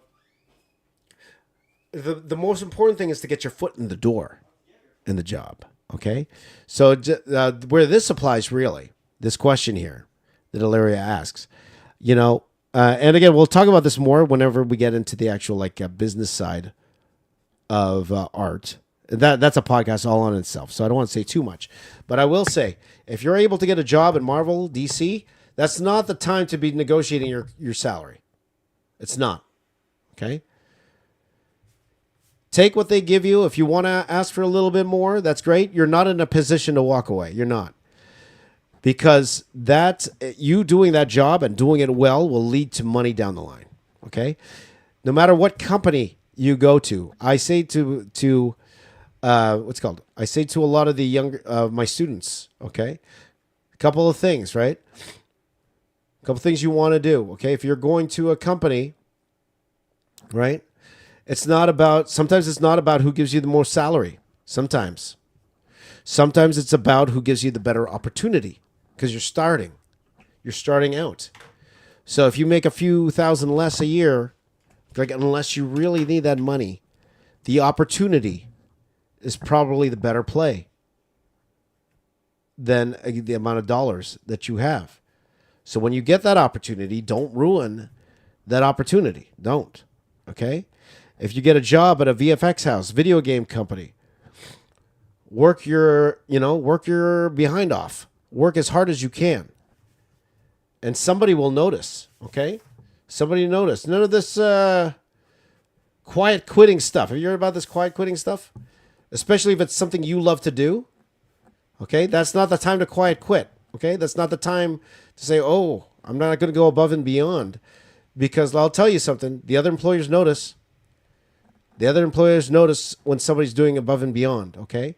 If it's not your current employer, it'll be somebody else. Okay? So do your best. Do your best and the money will follow. I think that's where that applies more, what you're saying there. Ilaria. So, yeah, definitely. Okay, guys. So I'll tell you what, guys. This is not done. I still need to finish off here, but this is my He-Man Skeletor, and there's still a bunch of things I want to finish off on here that I want to do, so I'll probably do that offline. But thank you guys so much. I appreciate that. You joining in for the podcast today. I hope every second was worthwhile for you if you joined in. That's one thing I want to do in these morning drawing sessions is that I do want to answer your questions. I do want to give you value more than just, hey, guys, watch me draw this cool He-Man Skeletor here. It's more, you know what, if there's a way I could give you guys some information that will help you in your art journey, then hey, why not? And we could all grow and get better together. Okay, thank you guys for watching. If you're watching in the chat, thank you guys for following along. One thing I forgot to do yesterday is to give me a high five right here. Give me a high five right here. If you are watching this, listening to this later on, please do give me a review on Apple Podcasts or Spotify or wherever you get your podcasts. And thank you guys for watching. If you're watching this later on YouTube, if you have suggestions for other podcasts I could do, or any suggestions for me in general, let me know in the comments down below. But before we go, I want to tell you my top fans from the live chat. The top fans, okay? The top fans, and we are going to go, I will go from number 10, okay? From number 10, for the top fans. Number 10 is Echo. Number 9 is Knuckle Sandwich. Number 8 is NATO2303. Number 7 is Mario. Number 6 is Ilaria. Number 5 is AL West. Number 4 is Apple. Number 3 is Asano. Number 2 is Chris Hawk. And number 1, Alpha Proto. There you go. Well, that's what YouTube tells me. But you guys are all my top fans. Thank you guys for hanging in today and for being with me. All you guys are fantastic. Again, guys, come in tomorrow, probably roughly around the same time, 5 o'clock, 5:30 a.m. But whenever you're able to get these podcasts, by all means, come by and say hi. Give me a high five right here. Give me a high five right here. And thank you guys for watching. You guys are the best. My name is James Reyes. I am the Box Office Artist. I'm here to say keep drawing. I'll see y'all next time. Take care, everyone. Bye-bye.